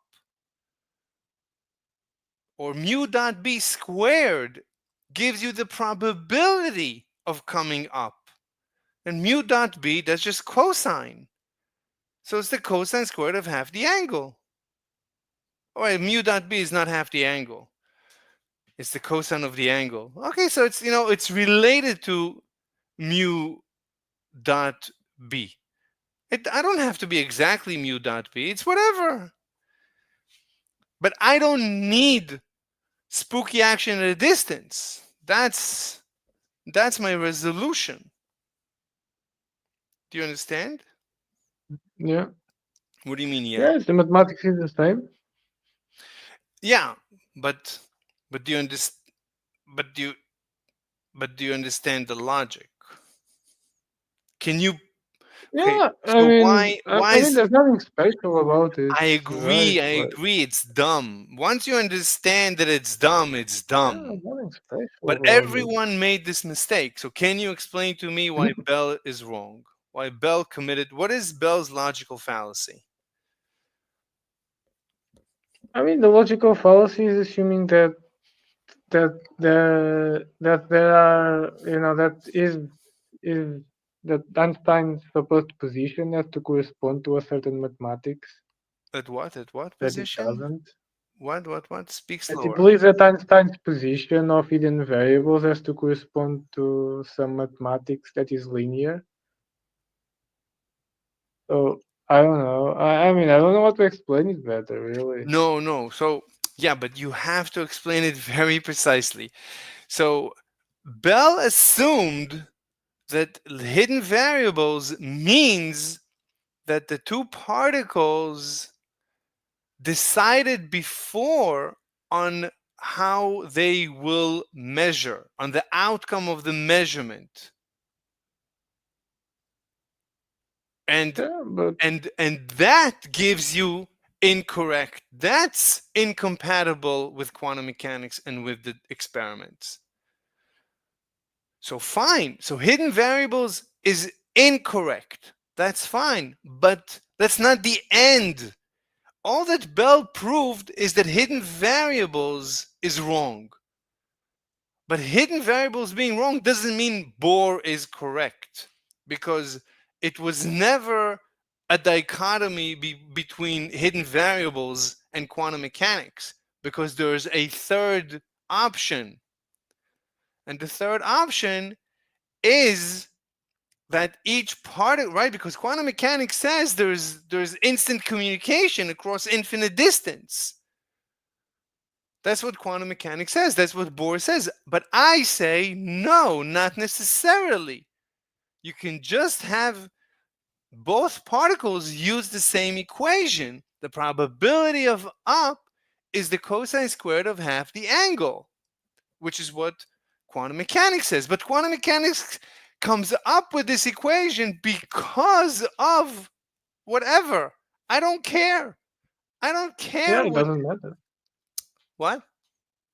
It doesn't matter, yes. Exactly. It doesn't matter. The fact is that for me, I can reproduce the data without spooky action at a distance. Yeah, each particle does a crazy calculation, the cosine squared of half the angle between the spin and the measurement and the magnetic field. Okay, it's a crazy, yeah, the world is crazy. We can explain this, maybe we can never explain it. I don't care. I don't need spooky action at a distance. And therefore, superposition is incorrect. And therefore, Einstein was correct in his claim that the moon is there when we're not observing it. And the universe doesn't need to be observed in order to exist. And quantum particles have a state before we measure them. And the cat is either dead or alive. It's not in a crazy superposition of being both dead and alive until we open the box, which is ridiculous. And if a tree falls in the forest and no one hears it, it doesn't matter. It still made noise because the universe doesn't care about being measured. There's no evidence that the usual. Yeah. So that's why Bell is incorrect. Bell is incorrect because of a false dichotomy. But once he disproved Einstein's local variables, that's not the end of the story. There's still other options. At least there's one more option. And for some reason, he didn't think about it. And no one thinks about it. I don't know why. I don't understand why is no one bringing up this third option? I don't understand. There's nothing special about it. It's dumb. Instead of choosing a dumb, simple solution, they come up with the craziest, literally the craziest, that reality is not real and and the universe is not local. It's like, basically, they throw away the rules of logic and the laws of nature, and they don't care. And they celebrate it.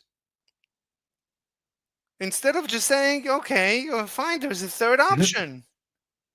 Both particles have the input they both know each particle knows its own spin direction, and it knows the relative magnetic field. It doesn't even know each particle feels the discrepancy between the direction of its own spin and the magnetic field. And based on that, each particle does a cosine squared of half that angle, and that's the probability. Then it creates a coin that is weighted based on this probability, and it flips the coin. Whatever the coin says, 15%, 15%. It flips a weighted coin. It's fine. It's crazy, yeah, but I don't need spooky action in a distance. Who needs it? They conclude, therefore, spooky action in a distance. Because quantum mechanics says that there's the wave function collapses. Wait, what were you saying about flipping a coin? I didn't catch that part. I'm saying that the protocol by which each particle decides if to be measured up or down. Oh, okay, yeah. The protocol is create a weighted coin based on the formula that the weight of the coin, the probability of the coin going up is the cosine squared of half the angle. And then flip the coin, get the answer, and do what it says. And each particle does that. Now, at 0 degrees, it gives you 100. It gives you whatever 100% for Alice and 0% for Bob. So you get opposite measurements. At 180 degrees, they both come up 100% of the time. And at 45 degrees, there's the 15%. That Alice is up whatever, and Alice is up 100%. Alice is up. I mean, she's.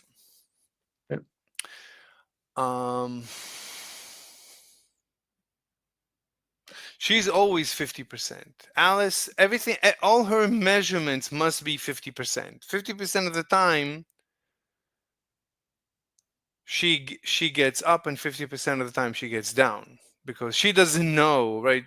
According to Alice, she never changes the angle.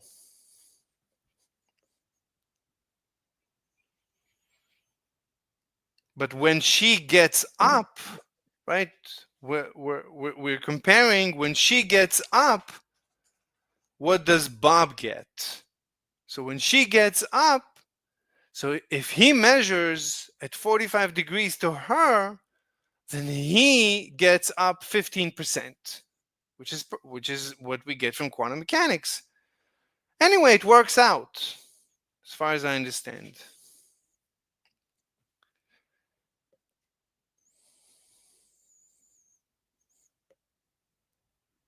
Just making here the math. What? Oh, I'm just making here the maths to get this right. So the first correlation is. But the math is the math that I'm. Yeah, the math is the same. The math that I'm using is the math of the quantum mechanics. I'm just giving it. I'm just saying it mechanically makes sense. There's a mechanical explanation, but you don't even have to have a mechanical explanation. All you have to do is you have to say there is a formula that both particles can use and get the correct answers. So we don't need anything else. Anyway, I don't understand the problem. I don't know. Maybe I'm missing something. At this point, I think I'm on the money. Just give me a second. I gotta take off my shirt. 1 second. All right.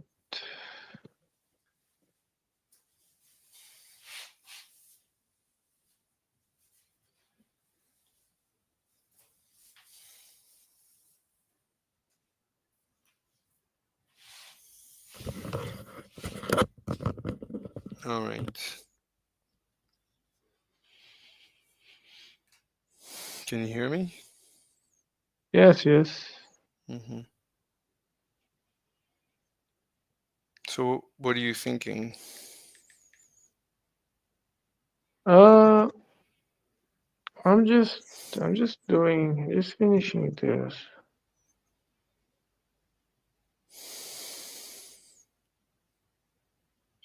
I'm just finishing this.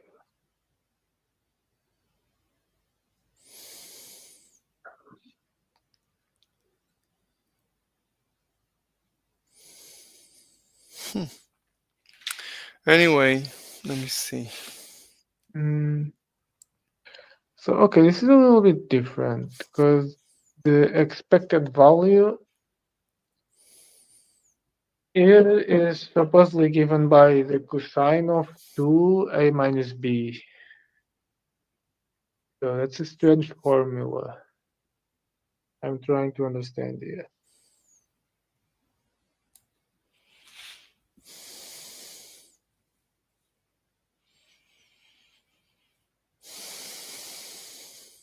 How you get that? So you did.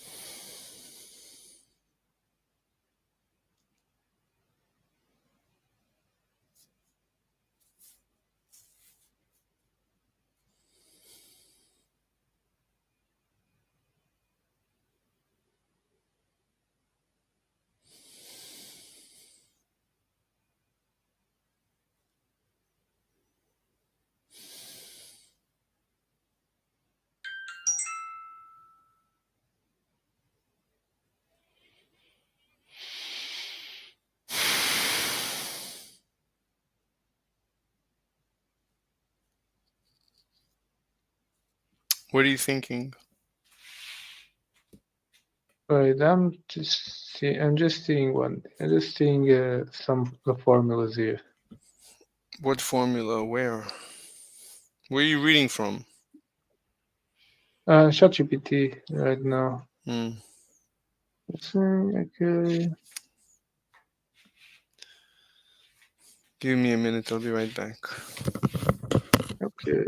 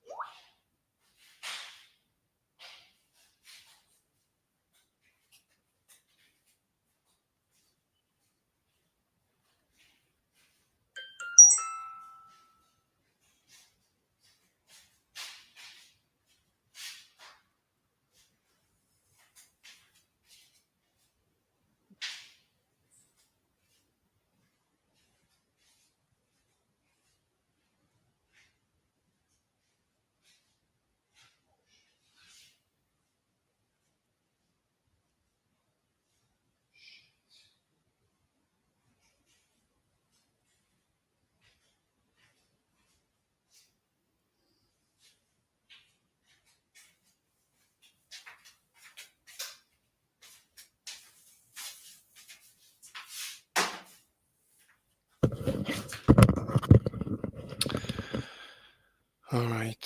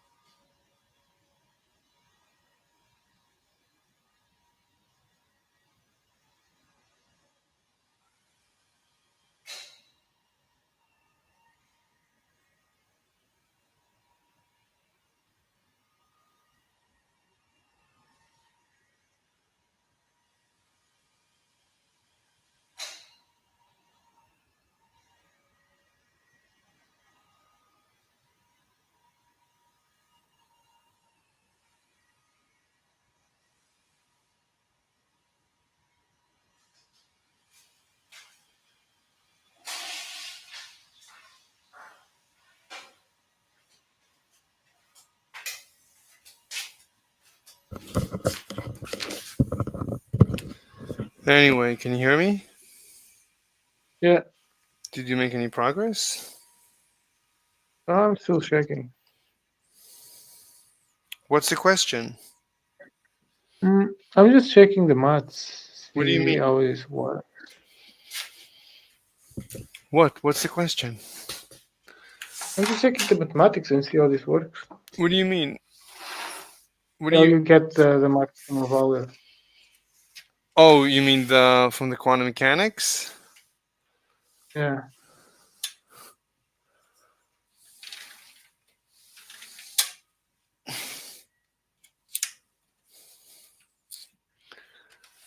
Mhm.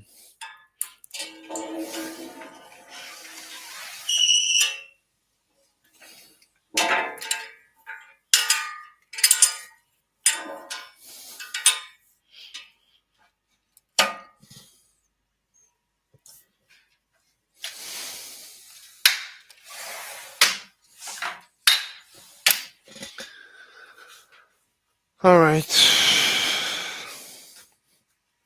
But you gotta talk. If you're not talking, then I gotta go. Okay, you can go. I'll get back to you later Okay. I'll talk when to you later. when I finish this. Okay. That's yeah. Yeah, I'll talk to you later. Bye. Uh, All right, I'm gonna go.